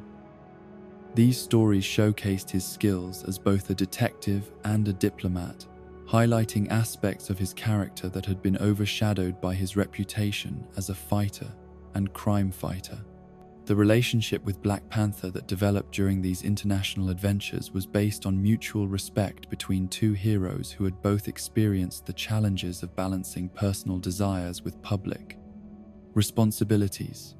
Their collaboration provided models for how superheroes could work together effectively across cultural and national boundaries, while still maintaining their individual identities and commitments. The Shroud's attempts to systematically destroy Matt's new life in San Francisco created the final test of his commitment to his new psychological approach to dealing with adversity. The coordinated attacks on his professional reputation, personal relationships, and secret identity represented exactly the kind of comprehensive assault that had previously triggered his descent into darkness and self-destructive behavior. But instead of responding with the paranoia and isolation that had characterized his previous responses to such campaigns, Matt chose to rely on the support systems he had built and to trust in the relationships that had sustained him through his process of healing and growth. This meant accepting help from others rather than trying to handle everything alone, communicating openly about his fears and concerns rather than bottling them up, and maintaining hope even when circumstances seemed overwhelming. The final confrontation with Wilson Fisk that concluded this phase of Matt's development was handled not as a climactic battle between eternal enemies, but as an encounter between two men who had grown beyond their previous patterns of mighties. Conflict and revenge, the resolution of their long-standing antagonism was achieved through understanding and acceptance rather than violence and domination. The success of Matt's new approach to heroism and personal relationships during the San Francisco period demonstrated that psychological healing and emotional growth were not signs of weakness or betrayal of past suffering, but rather forms of strength that made both heroism and happiness more sustainable over the long term. The foundation that was established during this period would support Matt through future challenges, while also providing models for how other heroes might address their own trauma and loss. The themes explored during Mark Waid's tenure, the possibility of healing from trauma, the importance of choosing hope over despair, the value of friendship and love in sustaining heroic commitment, the recognition that happiness was not incompatible with moral seriousness, established new possibilities for superhero storytelling that honored the complexity of human experience while still maintaining the inspirational qualities that made the genre meaningful to readers. The Matt Murdock who emerged from this period of renewal and growth was someone who had integrated his experiences of suffering and joy into a more complete understanding of what it meant to be both human and heroic. He had learned that strength could be found in vulnerability, that wisdom could emerge from the choice to trust rather than the determination to control, and that the greatest victories were often the quietest ones that took place within the human heart. The legacy of this era extended beyond the specific plot developments and character growth to demonstrate that long-running superhero characters could evolve and develop in ways that honored their histories, while also exploring new possibilities for growth and meaning. The proof that even the darkest and most traumatized heroes could choose healing and happiness without losing their essential heroic qualities provided hope and inspiration for readers facing their own struggles with adversity and loss. The restoration of Matt Murdock's secret identity, accomplished through the intervention of the Purple Children and their father's reality-altering technology, should have provided him with the fresh start and clean slate that he had desperately needed for years. Instead, it created new forms of psychological complexity that were in some ways more challenging than the public exposure he had previously endured. The knowledge that his identity was once again protected came at the cost of losing the hard-won intimacy and honesty that had characterized his relationship with Kirsten McDuffie creating a sense of isolation that was both familiar and newly painful. The Purple Children's decision to erase all knowledge of Matt's dual identity from the minds of everyone who had learned it was well-intentioned but ultimately traumatic in ways that none of them had anticipated. The process had been designed to restore Matt's ability to operate effectively as both a lawyer and a superhero, but it also eliminated years of shared experiences and mutual understanding that had formed the foundation of his most important relationships. Kirsten's inability to remember their time together as partners who had shared the complete truth about Matt's life created a barrier between them that felt more insurmountable than any external threat they had previously faced. The woman who had once understood and accepted every aspect of his dual existence now saw him as simply a blind lawyer whose frequent absences and mysterious injuries were sources of concern and confusion rather than understandable consequences of his heroic activities. The decision to tell only Foggy Nelson about his restored secret identity was both practical and deeply symbolic. Foggy represented the one constant relationship in Matt's adult life, the friendship that had survived every crisis and transformation he had experienced.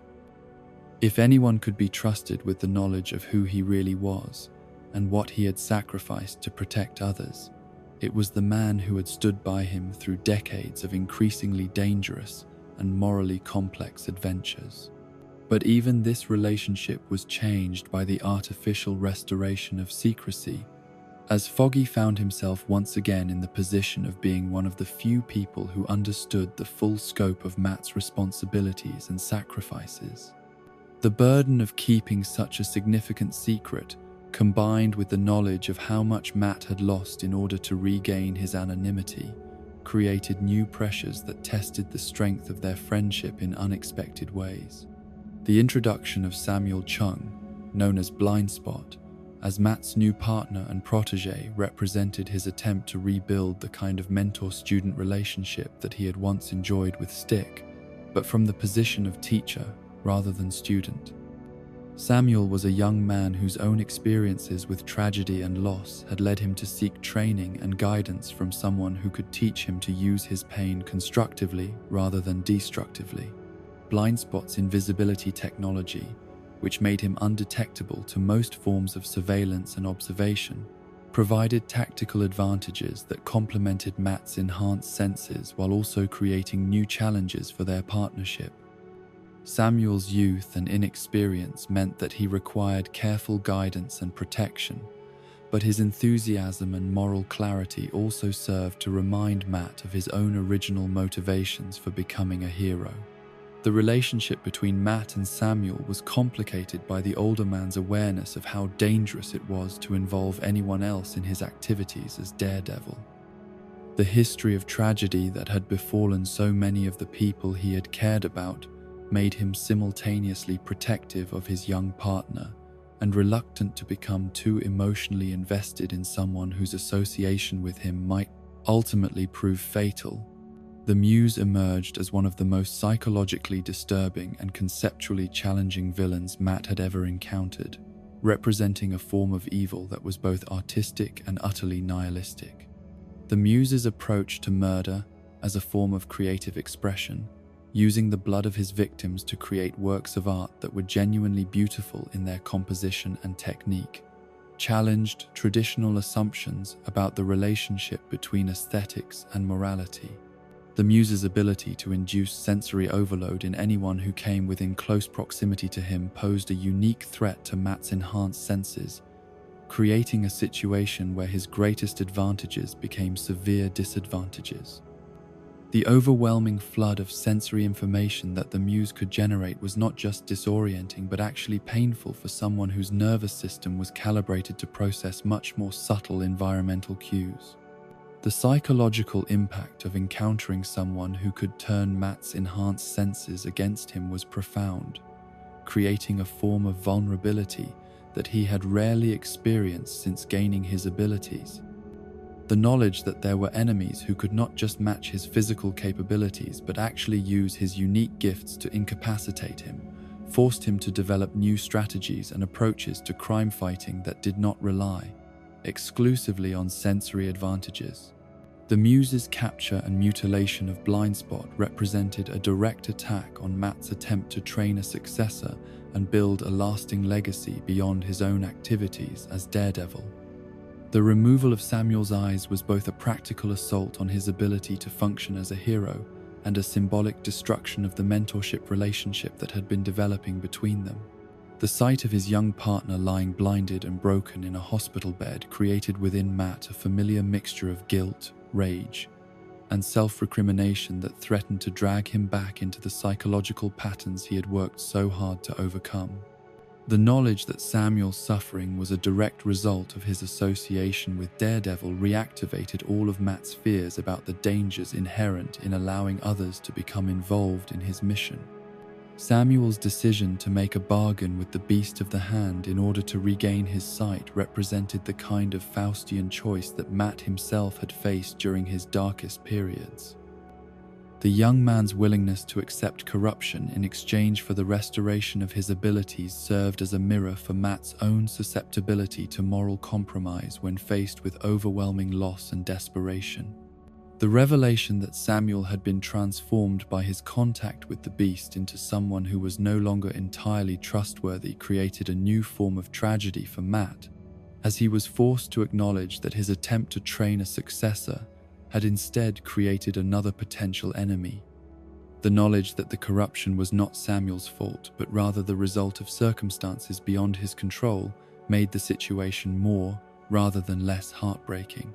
Wilson Fisk's election as mayor of New York represented a political development that transformed the entire context within which Matt operated as both lawyer and superhero. The idea that his greatest enemy had achieved legitimate political authority through democratic processes created challenges that could not be addressed through traditional superhero methods of physical confrontation and crime fighting. Fisk's campaign had been carefully crafted to appeal to voters' frustrations with crime, corruption, and economic stagnation, presenting him as a successful businessman whose pragmatic approach to problem-solving could succeed where traditional politicians had failed. The fact that his criminal background was either unknown to most voters or dismissed as irrelevant compared to his apparent qualifications made his victory both shocking and entirely predictable. The transformation of Wilson Fisk from crime lord to elected official represented a form of legitimization that made him far more dangerous than he had ever been as a simple criminal mastermind. His new position provided him with legal authority to implement policies that served his interests while also giving him access to government resources and information that greatly enhanced his ability to identify and neutralize threats to placing his power.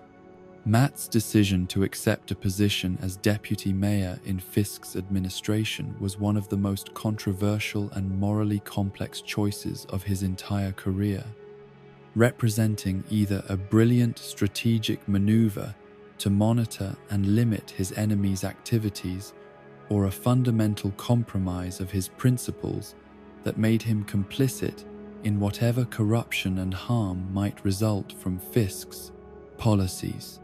The internal logic of Matt's decision was based on his recognition that opposing Fisk from outside the government would be far less effective than attempting to influence and constrain his actions from within the administration. By accepting the deputy mayor position, Matt gained access to information about Fisk's plans and intentions, while also positioning himself to advocate for policies that might limit the damage that could result from his enemy's control of city government. But the ethical implications of working directly for someone he knew to be a criminal and a killer created internal conflicts that were impossible to resolve through rational analysis alone. Every day that Matt spent in City Hall was a day that he was lending his reputation and expertise to legitimize an administration that he knew to be fundamentally corrupt, regardless of whatever good he might be able to accomplish from within. The practical challenges of serving as deputy mayor, while also maintaining his activities as Daredevil, created scheduling and security complications that were almost impossible to manage effectively. The constant scrutiny that came with holding high-level political office made it far more difficult to maintain the separation between his two identities that was essential for protecting both his effectiveness as a hero and the safety of people who might be targeted because of their association with him. The policy decisions that Matt was required to support or implement as deputy mayor sometimes conflicted directly with his moral principles and his understanding of what would best serve the people of New York. The compromises required by political office, which might have been acceptable in service of a legitimate administration, felt like betrayals of everything he believed in when they were made in service of Wilson Fisk's agenda. Fisk's ban on vigilante activity throughout New York was both a practical attempt to eliminate the threat posed by costumed heroes and a symbolic assertion of his authority over all forms of law enforcement within the city. The policy was crafted to appear reasonable and legally sound, framed as necessary to prevent the kind of excessive violence and property damage that sometimes resulted from superhero activities. The enforcement of the vigilante ban created a city-wide crisis that forced every costumed hero operating in New York to choose between respecting legitimate government authority and continuing their activities in violation of Bayes Fahandi, democratically enacted laws. The moral complexity of the situation was heightened by the fact that the policy itself was not inherently unreasonable, even though its motivation and intended consequences were clearly corrupt. Matt's role in implementing the vigilante ban while simultaneously violating it as Daredevil created a level of cognitive dissonance that was almost impossible to sustain over time. His public support for policies that he privately opposed required a degree of compartmentalization and self-deception that threatened his psychological stability and moral integrity.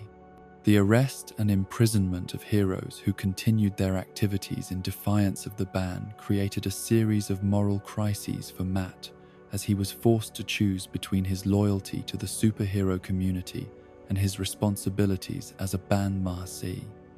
Government official. Each arrest represented a personal betrayal of people who had been his allies and friends, even when those arrests were conducted according to proper legal procedures. The temporary period when Matt served as acting mayor following an assassination attempt on Fisk provided him with an opportunity to experience political authority from a different perspective, while also demonstrating the kind of leadership he might provide if he ever chose to pursue elected office legitimately.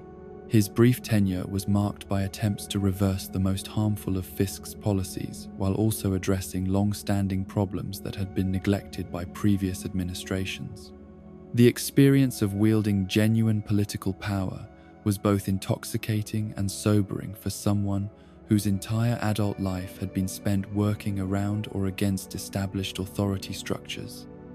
The ability to implement beneficial policies through democratic processes rather than through extra-legal intervention was appealing, but it also came with responsibilities and constraints that were very different from those he faced as Daredevil. The revelation that Fisk had rigged the election that brought him to power provided Matt with the kind of clear-cut moral justification for opposition that had been absent during much of his tenure as deputy mayor. The knowledge that the administration he had been serving was not just corrupt but actually illegitimate eliminated the ethical ambiguity that had made his position so psychologically difficult to maintain. But the evidence of electoral fraud was not sufficient to remove Fisk from office through legal channels, as the conspiracy had been too sophisticated and the cover-up too complete to provide the kind of proof that would be required for criminal prosecution or impeachment proceedings. This left Matt in the familiar position of possessing knowledge of wrongdoing that could not be addressed through official channels. The death of Daredevil storyline that concluded this period represented both a literal near-death experience for Matt and a symbolic end to one phase of his career as a hero. The scenario began with what appeared to be a perfect day that gradually revealed itself to be either a dying dream or a supernatural experience that allowed Matt to see how his life might conclude if all his conflicts were resolved in his favor. The initial perfection of the day, successful resolution of long-standing conflicts, restoration of damaged relationships, achievement of personal and professional goals, was both appealing and suspicious in ways that reflected Matt's hard-won understanding that life rarely provided such clear-cut happy endings. The gradual revelation that the experience was not entirely real served as a meditation on the relationship between hope and reality, between what heroes dream of achieving and what they can actually accomplish. The conversation with Karen Page in his dying or dreaming state provided Matt with the kind of closure and forgiveness that had been absent from their actual relationship, while also serving as a reminder of the costs and sacrifices that heroism had demanded from both of them. Her presence in what might have been his final moments represented both the persistence of love beyond death and the weight of responsibility that came with choosing to dedicate one's life to protecting others.